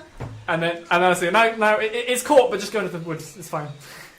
Roche sort of chuckles and he sort of wanders off. You wanted to cast a spell, Yes, Crazyman? I would like to cast suggestion Okay. onto the hunter guy. Roche, yes. Yes. Which requires a wisdom saving throw. Okay, against your spell save DC. I assume so. Okay. That's It not ju- good. I don't think he's going to beat that even with modifiers. So yes, okay. What are you suggesting? I want to subtly suggest to him, which I can use in a sentence. I would definitely win that princess's favour if I got food for both her and her delightful bear. Okay, so he sort of staggers a tad as the spell takes effect, and he goes, sorry, princess. He sort of turns around and is like, princess, was it? Yes. I understand, and his eyes are sort of glazed, and he's got a bit red. And he's like, I understand that the people of your ilk are used to slightly more than just rabbits, but will rabbits suffice? Sounds wonderful, dear. I will be back as soon as I can, he says, and he sort of You're so kind. he almost gives off a light bow and walks backwards a few steps before turning round, arm behind his back, and then marching off a lot more upright than he was, possibly in multiple senses of the word. Special Brother asks whether Zim has a pet springboard. Functionally. I should clarify that Horace is a woodlouse, or a pillbug, as I think you Americans call them, about the size of a sort of sheepdog. So it's like a giant armoured crustacean, basically. He's such a sweetie. Yes, as Zim sort of like jumped off him, Horace sort of like crouched down and then jumped himself and sort of gave Zim a little bit more of a boost. He's very well trained. He is very well trained indeed. Okay, so Rosh sort of walks off, leaving you guys alone in the early evening. I'm assuming I now And don't have to worry about food. What's Shay doing? Sorry. Shade had watched Zim's trick and seems pretty surprised, and he says, I don't even know what word to call what that was. Amazing? Zim asks, surreptitiously lighting the fire. I believe so. What would it be called? It would be. Well, I can't quite think what it is. It was just like It's just the natural order of things, dear. Princess, living up to her ilk. Yes, exactly. Okay, yes. So, is there anything you guys particularly want to discuss between you as a party in the time you have alone?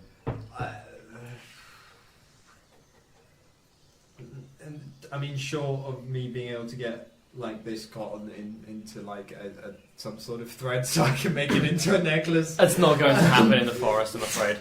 Curses. You're a tinkerer, right? You know how to make things. Yes, I am. Do you want to see my frog? Oh, God. Do you think you could make a small weaving device? Zim is rummaging through her pack and draws out a small mechanical frog that he made a while ago, which is sort of, you wind it up and it sort of hops along the ground and makes a ribbiting noise. And it's designed to be distracting, and it's historically nobody cares about it except Zim. I've tried to use it for performance to earn gold in a town twice, and it has gone terribly both times. No one cares about the frog, but I'm very excited about it, so I hold it up. I was like, you see my frog? I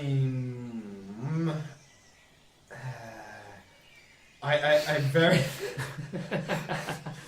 I very just dully say yes. So Special Builder says that's terrifying. I'm assuming in relation to Horace. Yes, it sounds horrible.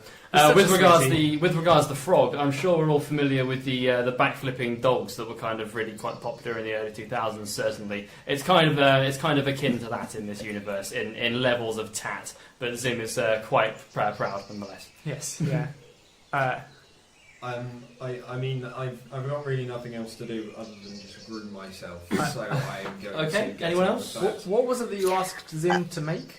A weaving device. Yeah, so Okay. I can have You thread. can't do that with the stuff you have. Shade.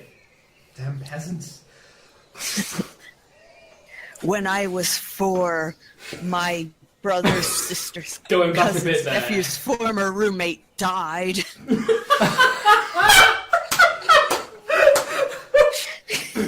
I mean, can this may be stretching the rules slightly, but does cure wounds cover this in any way? No. They are wounds of a physical kind. These are wounds that cannot be cured by such magics, I'm afraid. Okay, yes, so no, if there's nothing else you guys particularly want to do, time passes, Rosh comes back.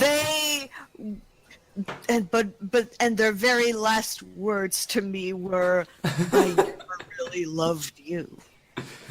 Are you sure it wasn't I never really knew you? Now you mention it. Zim, hoping to do something to offer some consolation, just hands her the mechanical frog, which ribbits quietly and tries to jump out of her hands. His hands. I was going to say, is Zim gender fluid? Because Yes. you keep changing the pronouns. Yes. Oh, they Yes, are? canonically. Canonically, yes, it has been established. And Special Builder says, does anyone have a therapeutic spell? Sadly, whilst the therapy is actual magic in most cases, not in this context, no. We're just going to have to kind of hope this goes well in the future. So time passes. The moon is a bit brighter now. It's illuminating this area again. There's like a little bit of a clearing. It's a clearing relative to the dense brush. You're right. Special Builder says, does the mechanical frog rivet? Rivet. Can we kick people from the chat? No, he stays. That's brilliant. It's a clearing relative to the dense brush you guys have been walking through so far. The moon is kind of like shining through the trees. It's lighting the thing. It's lighting dimly what the fire isn't. Roche comes back with some rabbits and starts prepping them. If there is anything you wish to ask Roche, now is probably the best time to do that. Not that I'm, giving anything away or railroading in any capacity. Okay. I would like to go up to my charming man who brought me food and ask him what he does professionally. He sort of looks up at you, and you notice that the glaze in his eyes has sort of gone, and normal colour has returned to his cheeks. One of which has a scar down his right hand. You haven't really seen his face up close yet because most of the time he's been leading the party, or you've been attacked by wolves. This is the first time I've really seen him up close. He has a scar down there, down the the left hand side of his face. He sort of looks up at you and goes, I'm a hunter, and he sort of like gestures to the bow he's put down by his side and the rabbit he's currently preparing. Can I roll flirtation? Flirtation.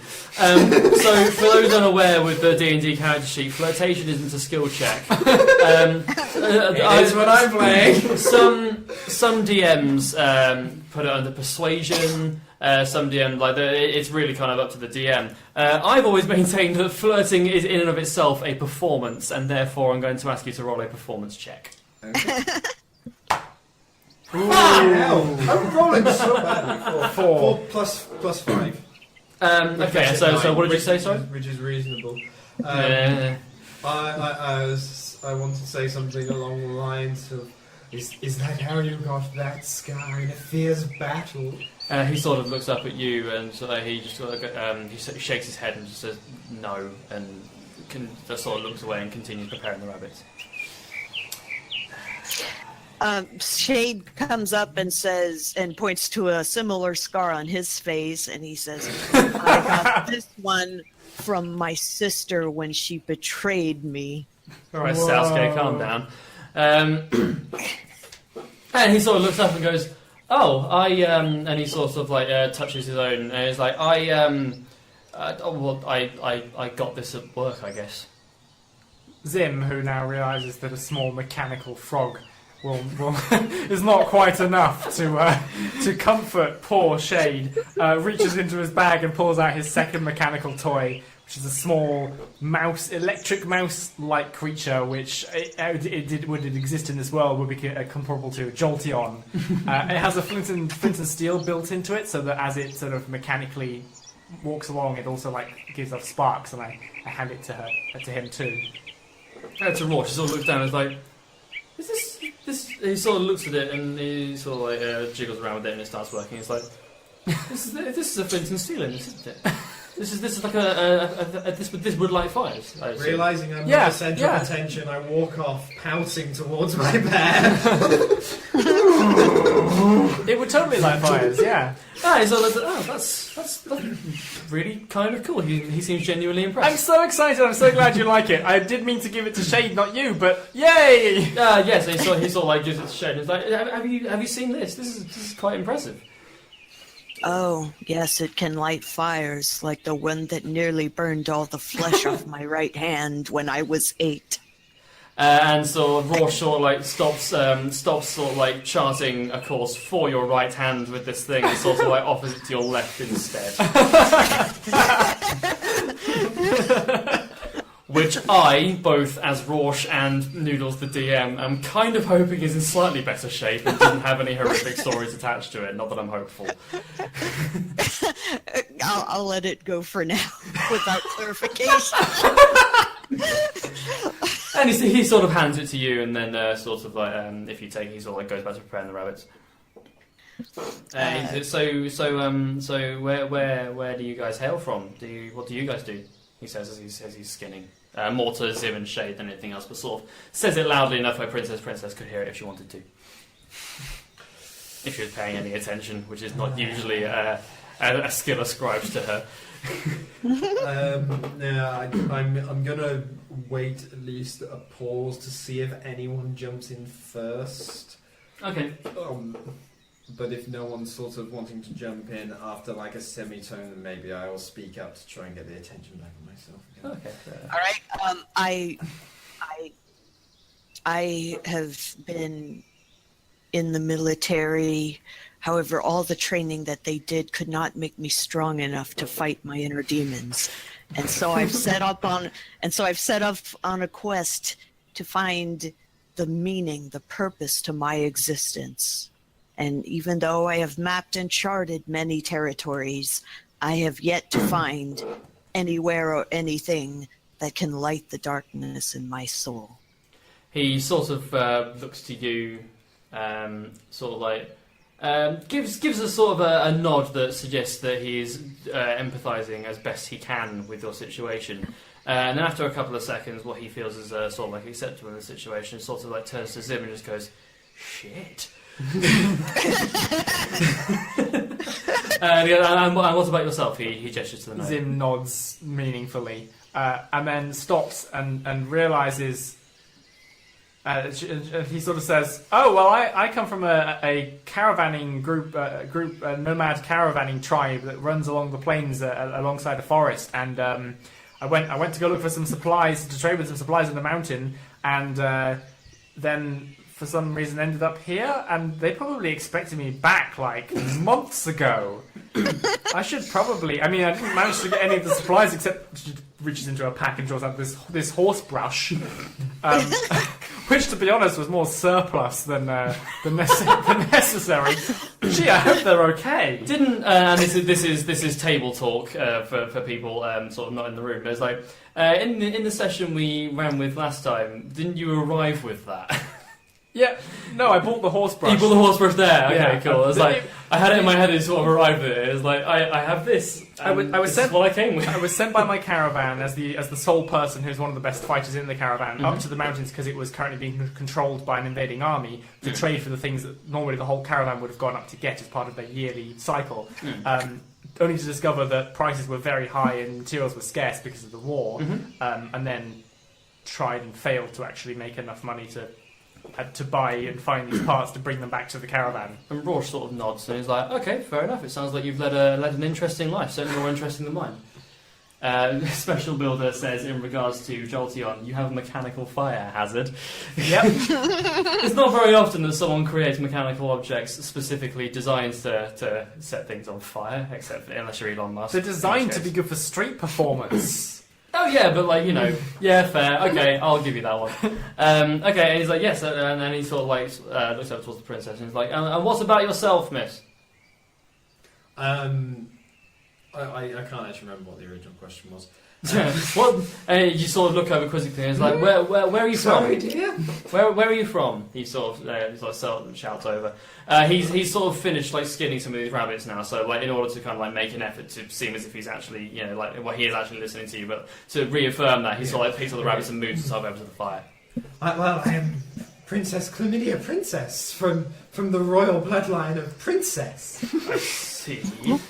I was merely visiting my holiday home on my summer holidays up in wherever that last place was.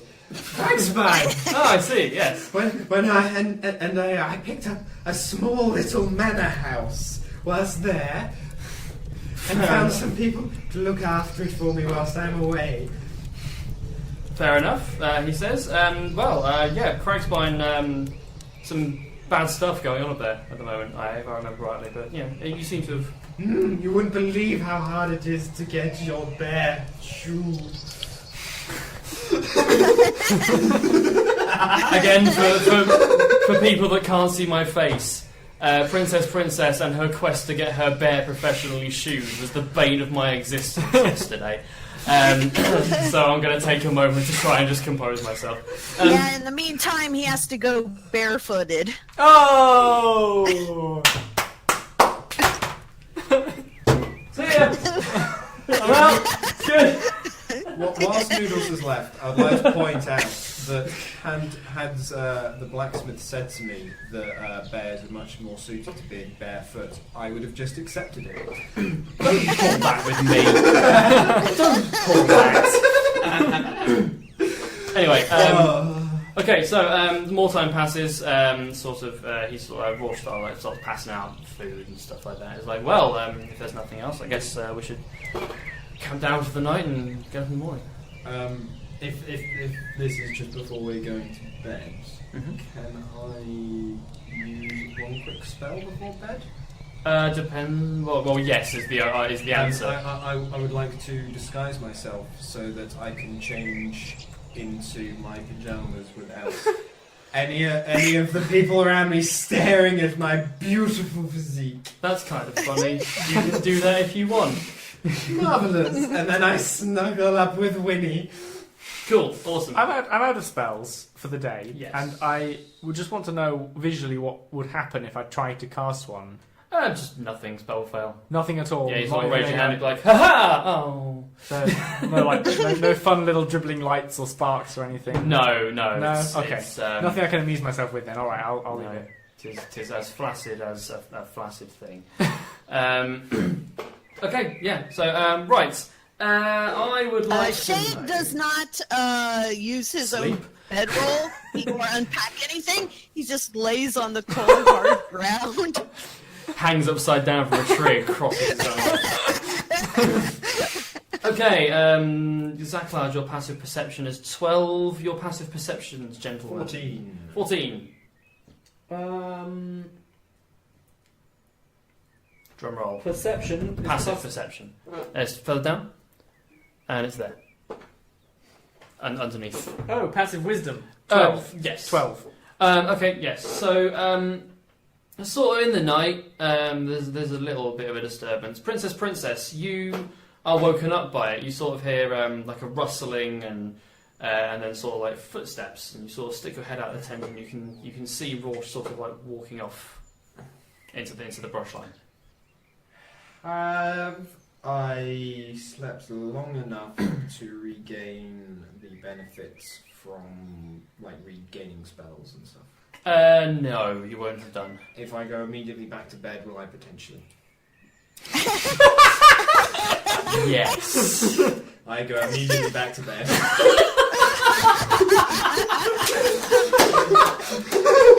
So, Princess, oblivious as she is beautiful, sticks her head out and goes, "Oh, that doesn't seem to be. I'm tired," and sort of Not going to ruin my beauty sleep. yes, and Winnie in his sleep sort of rolls over. Didn't make such a good bear sound, or did you bring the bear from your garage with you to over there? No, well, I'm currently at Sparks and Crazyman's house at the moment, and unfortunately I did try, but National Rail would not allow me to bring a bear on the train. For what I realised on the way was obvious reasons. Those trains are really crowded. Yeah. But yes, yeah, she just sort of goes, "No, I'm tired," and goes back to bed. Special Builder asks when spells refill, and it's basically after you get enough sleep, so like a night's worth of sleep. Yes, a short rest, I believe, is like 3 hours-ish or whatever. A long rest is classed as 6 hours because adventurers are superhuman and only need 6 hours sleep, apparently. But yes, 6 hours, a long rest, you regain some hit points, you regain your spell slots, and everything's fine and dandy, and a new day begins. Which everyone is about to do now. Good. Looking at Crazy Man. Chlamydia's health, I guess, drops back to its regular. Yes, it does. Your regular health is... What's 33. Yeah, Three. I was only 2 over. Yeah, that's fine. That's cool. And then everyone else at full health as well. Yes. It's pretty hardy for a princess. Well, I mean, this is only because 2 people cast minor healing on her, of course. And also, you've got to remember that, you know, from a small child, I had a bear as a pet to carry my grand piano. This is true. Yeah, that's true. Yeah. Okay, so I don't know whether Zim is in a tent or not, but regardless, Zim sits up, rubs her eyes, and looks around for Roche to see if he's in camp. yes, indeed. So the new day begins. The birds are chirping, which some people on the street might be able to hear. I certainly can. I don't think anybody else can. Oh, I can. Fair enough. Oh, Yes. cool. Fantastic. I'm a Disney princess that can talk to animals. Of course, I can hear the birds chirp. This is true. Okay. So, the beautiful ZaCloud. Yes. So you wake up and you look for Raw. Roll a perception check. The only person I would who imagine can't this hear- depends on whether I'm in a tent or not. Oh, you stick your head out. Okay, fair enough. The only person who can't hear the bird sounds is Shade, who's just naturally blocking them out. Refuses to hear the Anything beautiful remotely birds. cheerful just avoids it. 15 plus 2, 17. 17. Raw. He just has an aura of happiness drowning around him. Yeah, Rorsch appears to be in his tent. Does he have a sort? Does Shade have a sort of? You know, some people have like a soundtrack to their life, and yours is just like heavy death metal that just drowns everything else out. I imagine it's bringing to Yeah. life over and over again on repeats and has Yeah. been for years. Occasionally Mike M shows up, but then they split up again and it's just sadder. Yeah, That's it's a like, joke for all you well, emos. at least, and then the first thing he mutters as he starts to sit up and stretch is, "Wake me up inside." For fuck's sake. Oh god. Yeah, Rorsch is there. Okay. Rorsch is there, it's fine. He's sort of just getting up and he's milling around and he's just making sure the fire is definitely out and stuff like that. He's like, good morning. Sleep well? I go, "Hi, Wash. Yeah, I slept really well, thank you." Good. I'm yeah. not entirely sure whether I was in a tent or not, but It's fine. Yes, no, you were. I saw. half in, half out, maybe. Cool. Well, I think. Would you mind waking? And he points towards Shade. He's like, I mean, do you want to flip a coin for who wakes him up? That's all right. I'll go wake him. Good. I know how he likes to be woken. Okay. And he walks up towards Princess. How are you going to wake up Shade? I'm going to ask Horace to sort of. Are you on your back, ZaCloud? Yeah. Okay, I'm going to ask Horace to just sort of climb gently onto your stomach and just sort of sit there purring and occasionally like batting at your face as if wanting to be fed. Oh, what a delightful ZaCloud, cute I would thing like to to- do. Maybe I should get Winnie to do that sometime.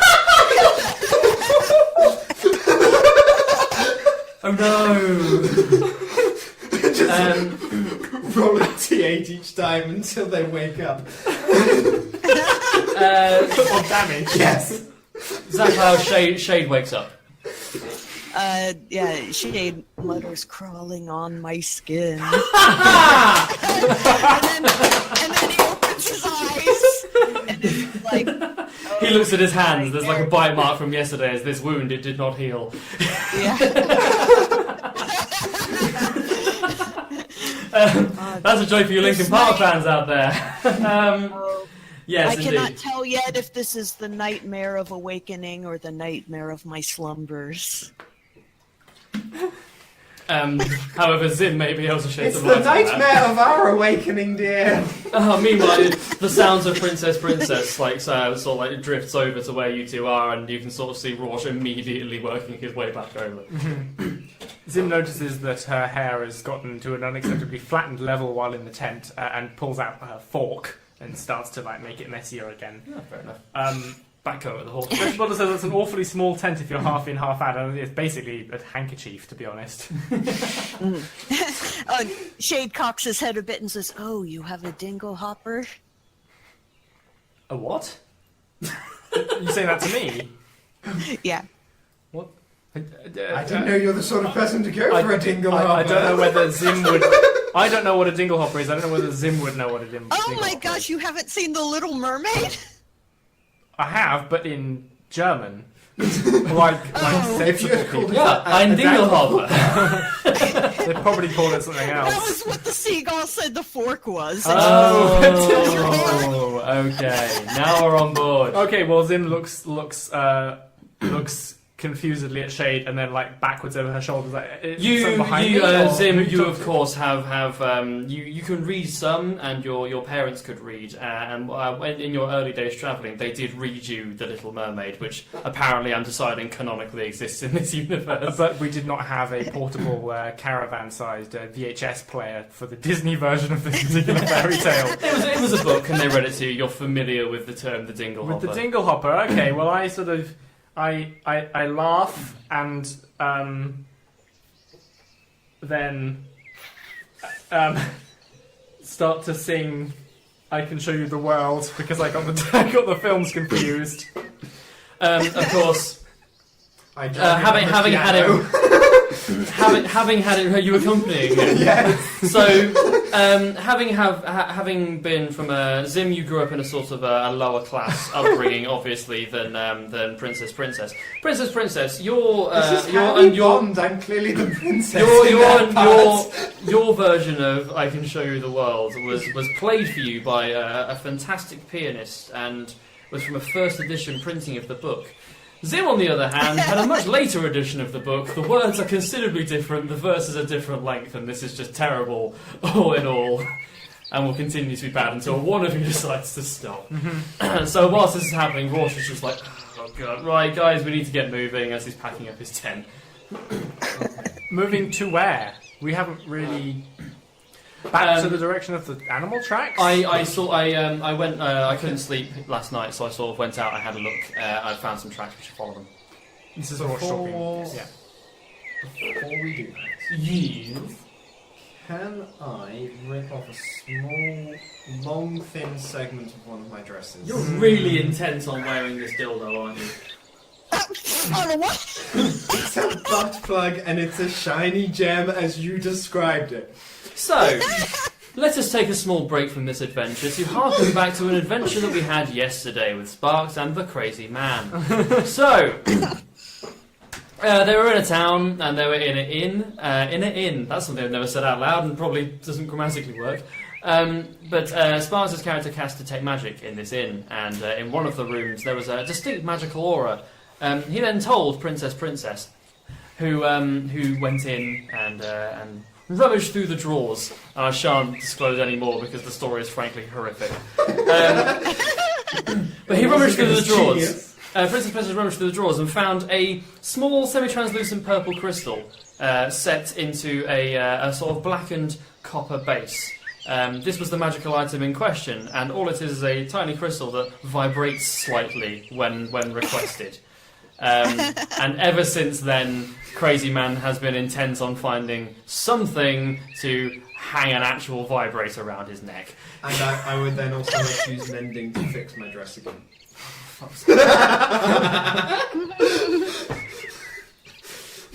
Taking a further break from this adventure we're having to sort of just explain some table knowledge as to my experiences playing with Crazy Man. Crazy Man, I believe, hadn't played D&D until yesterday, I think. His swift grasp of the rules is as admirable as it is piss-taking. But yes, okay, you do that. I'm not saying it. You know what you did. I now have a delightful necklace that has, a black metal thing holding onto a 2-inch purple semi-translucent crystal. Yes, that hums occasionally. Okay. While you're doing this, everyone's set up the camp and Roger's like, right, shall we go? Well, I'm ready. Yes, the sooner we find that child, the less likely we are that they've suffered some kind of horrific torture. Rorsch, upon hearing this, sort of looks taken aback for a second and goes, yes, and then sort of just moves to go. I'm still humming. I Can Show You the World under my breath, and wandering sort of aimlessly in the direction that was indicated, not really checking to see if anyone was actually following me.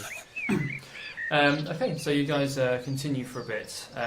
It's sort of like gets to the middle of the day, and you sort of enter a small clearing. And whilst the sort of like the areas you've been camping in and the area where you were attacked by the wolves were a clearing relative, this is an actual clearing. The river seems to fork off in two at one end. You can see on the map where that dot is, up sort of like in the pretty much dead north where that river splits off. That's where you guys are. You guys have moved through there. Okay. There's sort of the river is flowing and it sort of like curves round, and a tree sort of like fallen and sort of like acts as like a sort of natural bridge, as it were. But sort of like further off, sort of like following the river forwards, is a cabin, a log cabin. Oh. No lights are on. There's no smoke from the chimney. How close to the cabin are we right now? You guys are sort of like entered the clearings, maybe 40 feet away from you. Can my hand axe be used to chop at logs, making up said cabin? Yes. Good to know. Yes, it could. What do you guys want to do? Oh, would it be on Shade's map of this area, or is this something new?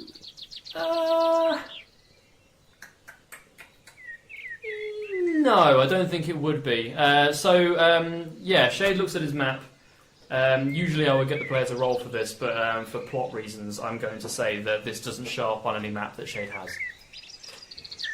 It's a very small, sort of a nondescript, out-of-the-way cabin. Things like this wouldn't usually be marked on a map, even if they were there, unless they were quite important, like a shrine or a temple. Or I would like to. I would like to say, turn to Rosh, and say, "Oh, Rush, is this your little house?" Rush. Yes, this is my pet, Neil Pert, and he just starts hitting things. And he sort of looks over and is like, what would make you say that? I live in the village. I don't know how commoners live. Well, clearly, he says, he's like, we should move past this, he says. Follow me, and he sort of like starts moving. Special builder, I'm so path. sorry. What's special builder? He said, the bird sounds coming from the stream. I've been searching through my tabs trying to find the noise. Yes!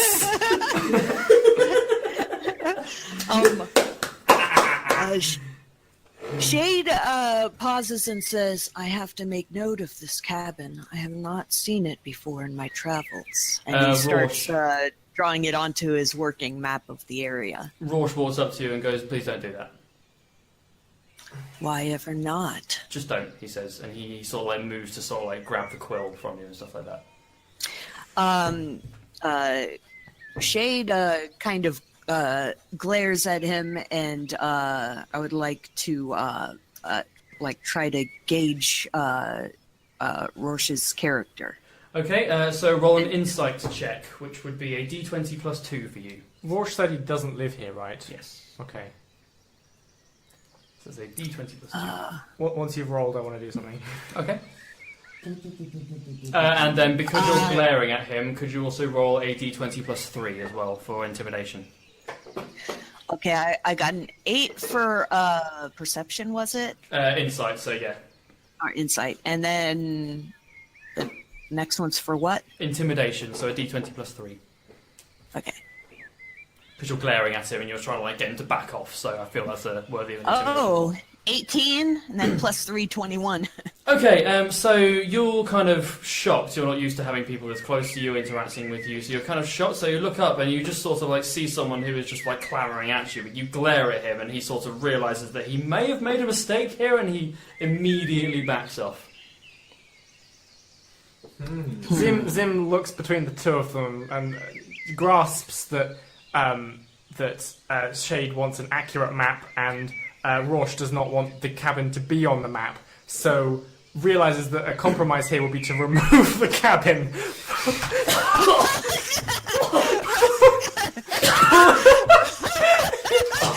You're right, Noodles. 1 second.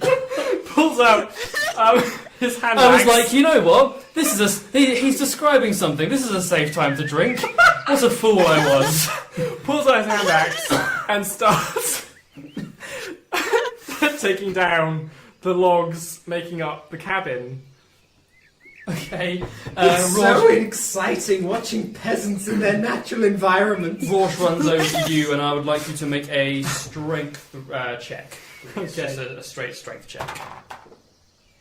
Yeah, you got that one. You know what I did? 15. 15 plus 2? and this 15, so 17. Mm-hmm. Okay, so he sort of goes and sort of tries to clamber at this your hand axe, but you kind of like wrestle it away from him.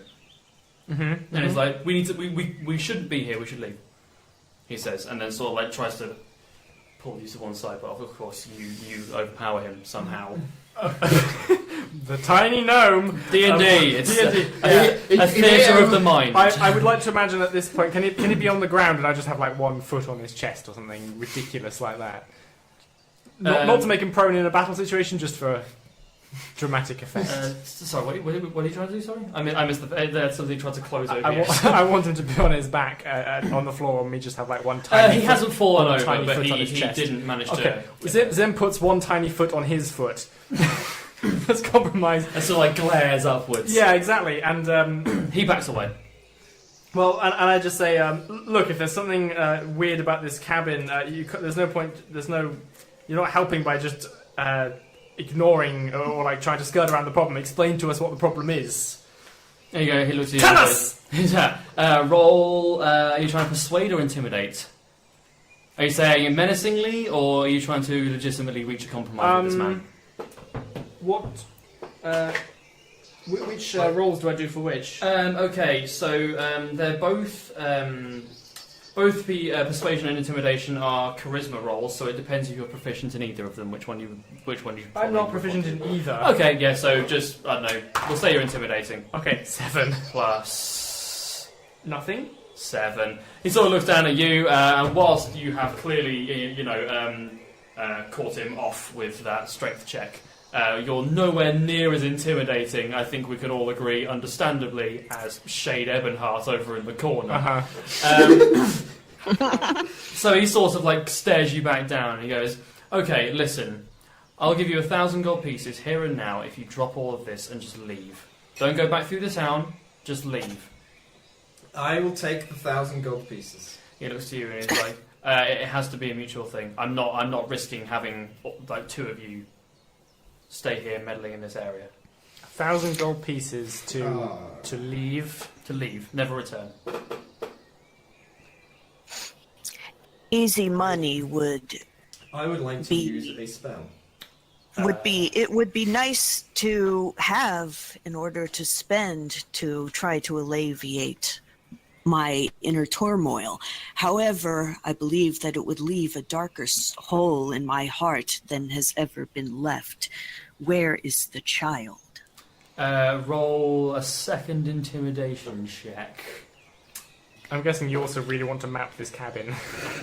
This cabin may be the key to his existence. I've DM'd many games with multiple characters. I've DM'd this specific session, this campaign, with a couple of people. Many times they've had many different reasonings for doing things. Accurate cartography has never been one of them. Great man. What's the intimidation again? Intimidation for you, It's 3. Okay. would be plus 3. Yes, crazy man, you're saying. Is he treating us as individuals or as a group? As a group, this has to be a group decision. Okay, then Like he said, you may be well up for taking 1,000 gold and buggering off, but like he's not going to risk. No, I was willing for taking 1,000 gold. I see you going with this, but insofar as he's concerned, he's not going to risk Zim and Shay staying. I only rolled an 8 this time, so 11. Okay, yeah, no, he's clearly flustered, but he's not scared of you. And he goes, the child is alive. But you must. Good. Mission solved! Yay! Mission complete. You have it on the word of a man you've just met who is clearly He lying to seems you. trustworthy. Yes, indeed. The child is alive. And yeah, special I request you. builder. Around these parts we call it retail therapy. Captain Capitalism. Did Rorsch? What were the conditions for the 1,000 gold pieces that Rorsch laid out? You need to leave. Don't go back through the town. Okay. And just leave. So we can't tell one another that we found him and collect the reward, Yes. kind of thing. Okay. That's breaking the deal. My character has 575 gold and is feeling quite excited about this, and it also has a natural burning curiosity for everything and wonders what's inside the cabin. So is not really inclined to take up the 1,000. Okay. Cool. Well, Rorsch kind of backs away and he goes, "What's the deal? What do you say?" Can we use bear restraint this time, since you're actually with us? Can Crazy I man. use sleight of hand to try and Can take your the money bear off use him? sleight of hand?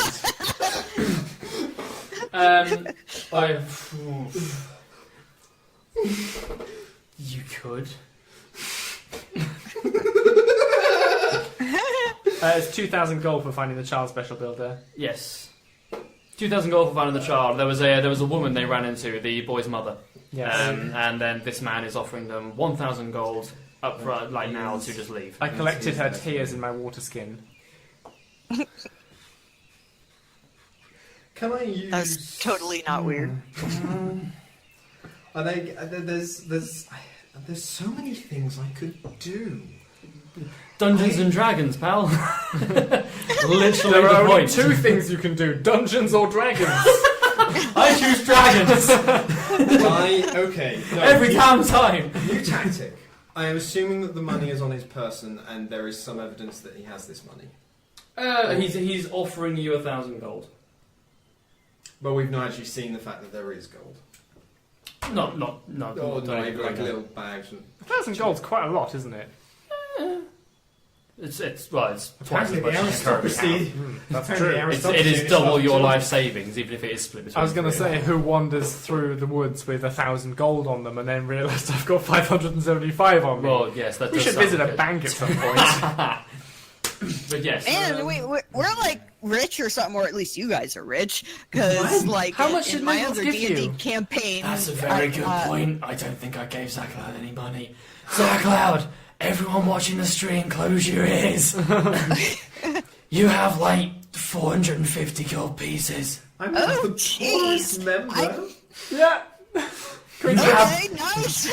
So Zim has like 500 odd. 575. 575. ZaCloud has 450. Crazyman has like 200. 300. 300 gold pieces. He's And- spent the least. Yeah. And owns the least. Well, no. That's incorrect, because Crazyman outright will say, "I am the nobility, I am the poorest member," which outright does sound quite stupid. I gave you a mansion. In terms of liquid assets, You I am own the land, poorest. a That's house. which is not a liquid asset. Can he wield it? Liquid asset You is wiggle the house. liquid asset is essentially just spendable money, which a house is not. Good Christ! You could have sold the house. I could have done.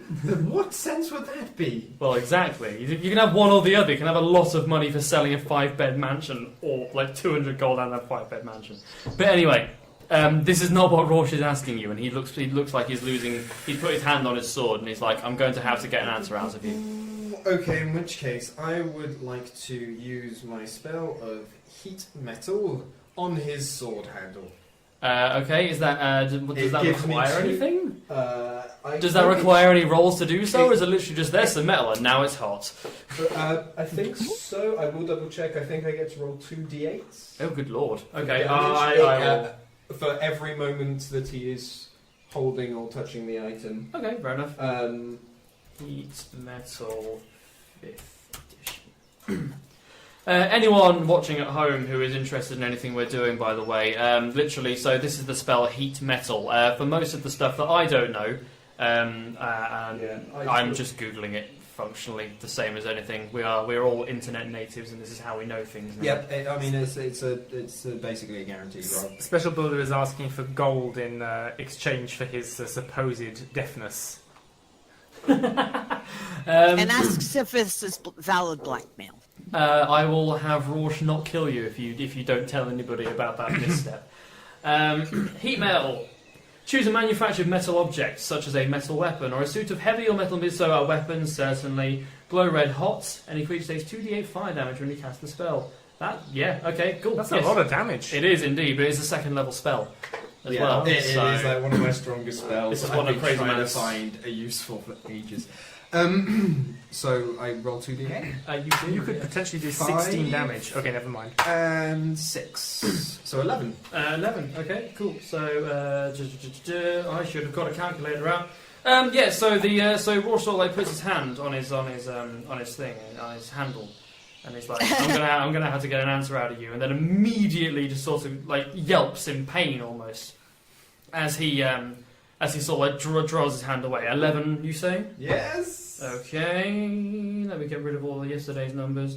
Yeah, he sort of like yanks his hand back. He doesn't drop his weapon because he hadn't like unsheathed it, but he's not holding it anymore. I mean, I don't know if you'd want to count it. It does say for every moment that they are holding the item. He lets go pretty sharpish. Like he realises what's going on and goes ah, and he's sort of like shaking his hand around and trying to cool it So, in down. the purposes of the description, he's effectively dropped his weapon.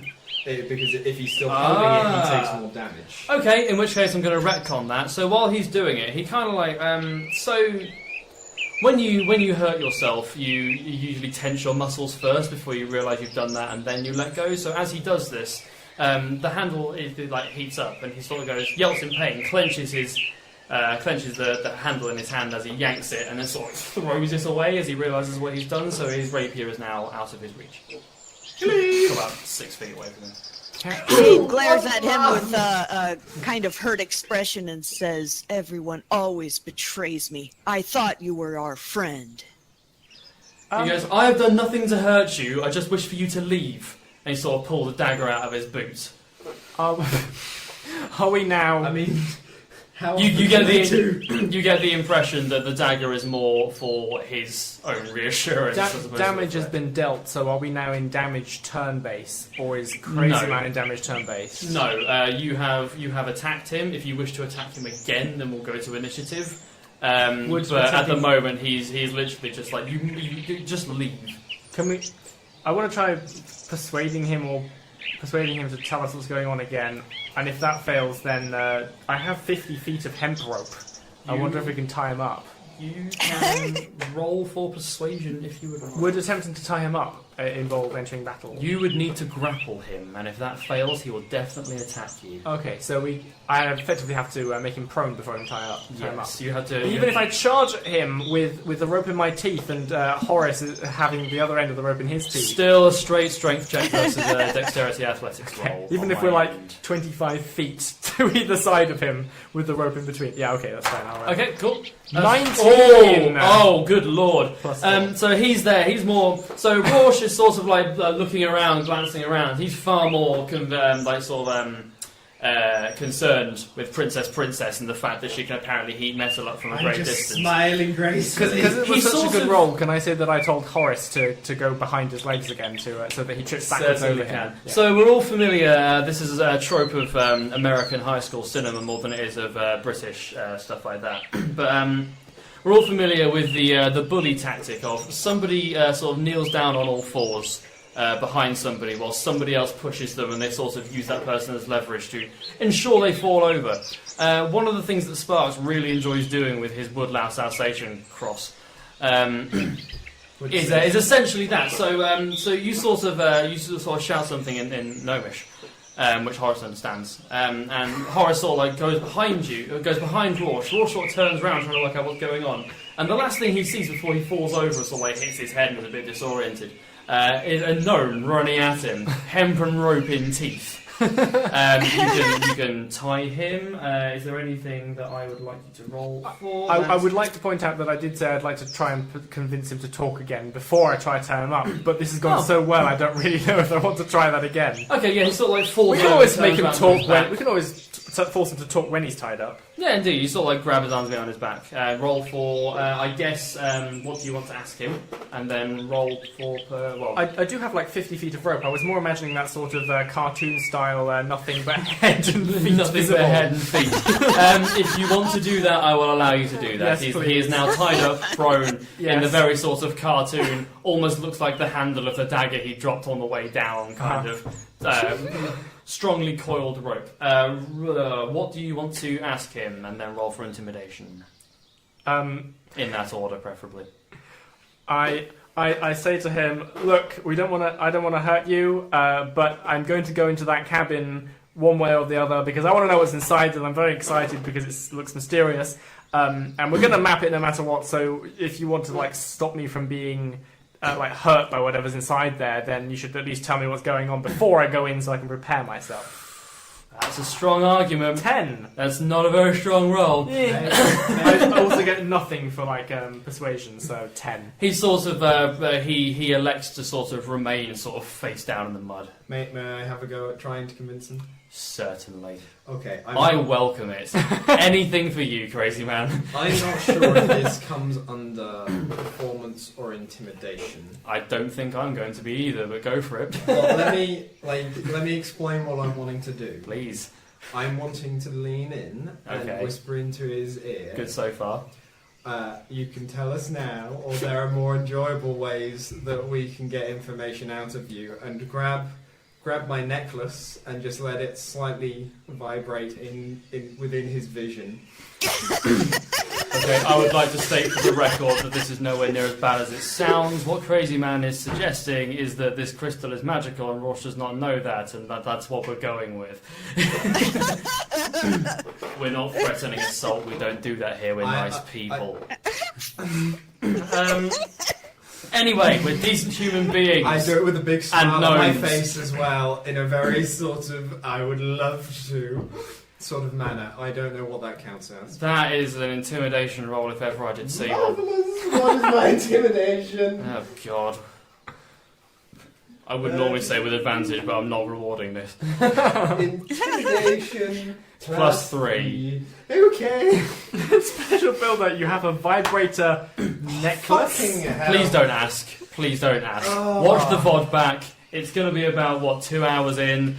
If you're that interested, search for it around there. I'm not explaining the story again. 4. That, on the other hand, is 4, 5, 6, 7. That is a 7. He remains face down in the mud. He is just completely... Just the position I wanted. Dejected. Worried that face down in the mud he's going to suffocate, Zim searches around for something like a stalk or a reed that is a little hollow and pushes it sort of roughly into the mud where his mouth is to help him to breathe. straws. I did invent straws, yes. Okay, so again, taking a break from this lovely little scene, we're going to go to an ad break. Straws. Straws by Zim. Have you ever been in a pub in Cragspine and thought, you know what? This is a bit too difficult to drink, this mead. If only there was a hollow thing from the stables. Why don't we ask the bartender for a hollow piece of straw? Straws, you can drink through them. Basically, in yesterday's session, was it Princess was like, have you got anything we can put in this? And they put a piece of straw in it. And then Zim was like, I like the look of that. And then we basically invented drinking straws in this universe. Because Princess is ridiculous. Zim is an inventor, so that sounds like the kind of thing she'd do. So yes, Roche kind of just like Shade kneels next He lays to there. him. Just to think about, would I have got an advantage on the fact that the man was tied up? I'm not rewarding that. Well, no, except I didn't get it, but in future, in theory, would I have got an advantage? Princess sort of stands there and gets the distinct feeling that in a far distant universe, the more someone says, the more likely she is to have an aneurysm. ZaCloud, you were saying... I am God here. ZaCloud. You may be God, but I'm a princess. I think we know which one outranks which. Shade kneels down next to Roche, and Roche. I love how it seems like Special Builder spells his name differently each time. I think I do as well, it's fine. And I suggested a French spelling of how it probably is. Yeah, that's fair. But Shade kneels next to him and says, I know that kind of look. It's the kind of look I imagine I wore ever since my sister's cousin's brothers killed himself, raised himself from the dead, then killed my mother, and then killed himself again. That is a next level necromancy. My character, who hates the undead, by the way, starts looking up at this. Oh, yes. Uh, What a character moment. That's accidental games. I don't have to care about that. Hello. Yes.